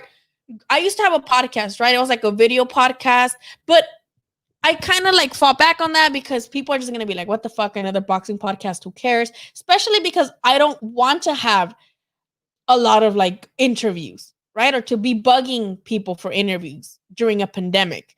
What I want to do is, if I do have guests, I want it to be people that are up and comers. People who are, let's say there's a card and they're like the starter of the, like the opening card. Let's give them some shine. All the other guys already got enough media covering them. Like, what if I choose, like, let's say an up and comer and give them a highlight? Like give them a highlight, and maybe boost them up. Like, I don't have the biggest following. By the way, guys, I'm almost at 7K. Can you guys tell your homies to follow me on here so that I can get 7K subscribers, please? Thank you. Other than that, I do want to make like a little podcast where it's more like boxing talk and not, oh, I'm going to have these guys come in and I'm going to have this guy come in. Because again, I'm a small channel. 1, 2, I really don't like bugging people during a pandemic. I don't like doing that. So I was thinking, just let's do a podcast, and every week, like, have it out on Monday, both video and podcast format, and have like someone that's in the next card. Like, let's say for I'll try to get Mariñez on here, something like that, and try. I'm not saying they will even reply, but have somebody come on that is not a big personality of boxing that people already know. Maybe just shine some light on the up and comers, someone in the undercard. So that's what I would do. But I don't know. Let me know if you guys would be cool with that. I don't know. I don't know. Again, people feel like, oh, another podcast. Like, oh, whoop de whoop. But I would be doing both, posting it as a video and then in like a fucking podcast version too on the all wherever you listen to podcasts. So that's what I want to try to do. If you guys are with it, I'm with it. And I'll just start it. I'm trying to start it next week. I'm also, because on my OnlyFans, I also said I was going to do sports stuff. So I was trying to do some sports stuff on there too. So I don't know, but I'm trying to do that. Oh, you're right. I forgot to share. I got the WBO belt. And Castaño had one of the little bullshit belts. Castaño had one of the little minor belts too. Yes. Okay. So we've been here for 2 hours. I appreciate all of you guys. All of you guys, I appreciate you guys, especially because I know there's bigger boxing channels with actual interviews and stuff like that. Right now, I can't be doing that because obviously like COVID and I can't be traveling and stuff. All my family, like my mom got COVID, my brother got COVID, my brother's fiance got COVID, my dad has COVID right now. My kid's dad got COVID, and because he got COVID, my kids had to stay over there, even though they came out negative, because they're still exposed over there. I couldn't just be like, oh shit, they're negative, but you're positive. Let me go pick them up, because they could still have now within that time frame gotten exposed too, right? Everybody got COVID. Let's all wear our mask and try not to go outside. I have not left my house like in 2 weeks, other than to like buy fucking groceries, and even then, like I usually Grubhub shit in because I don't want to just cook for myself. Like that just sucks. So just yes, let's try to do some good content this year. And I appreciate you guys again being here, because I know there's all sorts of boxing content, but I personally love boxing content in all its forms. So I know that, oh, it's not me versus somebody else. It's whoever's a boxing fan is going to want to take content from wherever, right? So again, I appreciate you guys. And again, tell your homies, your Sanchos, your Sanchas, your dad, your grandma, any friend that you know likes boxing, be like, hey, there's like this person on YouTube who talks boxing. It's pretty cool, very interactive, because I do like that we're interactive here and we all comment and we all discuss and we never get butthurt and angry, and I love that. It's a pretty good community that we got going on, right? It's not a lot of us, but I do appreciate that you guys are not like dicks on here. Yes, everybody follow Adi Boxing Talk both on YouTube and on Twitter. You guys can also follow my Instagram, which is Billy Ho Saunders. The only thing that, if you're gonna follow me on Instagram, please message me and tell me that you're from Alive, because I don't know. Sometimes I get paranoid and I block people because I don't know who you are. And even though my profile is public, I freak out because I'm like, who is this? Who sent you? So just message me in any platform, and you're like, hey, you know, I'm from the Live. Oh, cool. And then I can follow you back faster. So yes, please follow me, follow each other on here, drop your ats and whatever. Awesome. I will definitely get down to doing that and scheduling something with, I'm gonna reach out to some fighters from each undercard that I see coming up this month and next month, and have shit prepared for us. Okay. You guys have a good night. I'll see you guys for now. I'll see you guys next Sunday. Okay. And I don't know, actually, because ain't shit going on. So if we could still go live next Sunday just to maybe watch an old fight together, or like bullshit like we usually do. So I'll see you guys next Sunday around the same time, anywhere from 5:30 to like 6. If I'm having technical difficulties, maybe 7. But let's try 5:30 p.m. Okay. See you guys. I love you guys. Thank you guys for all your comments and your super chats. I appreciate you guys. Follow me on Twitter and Instagram and all that. All right.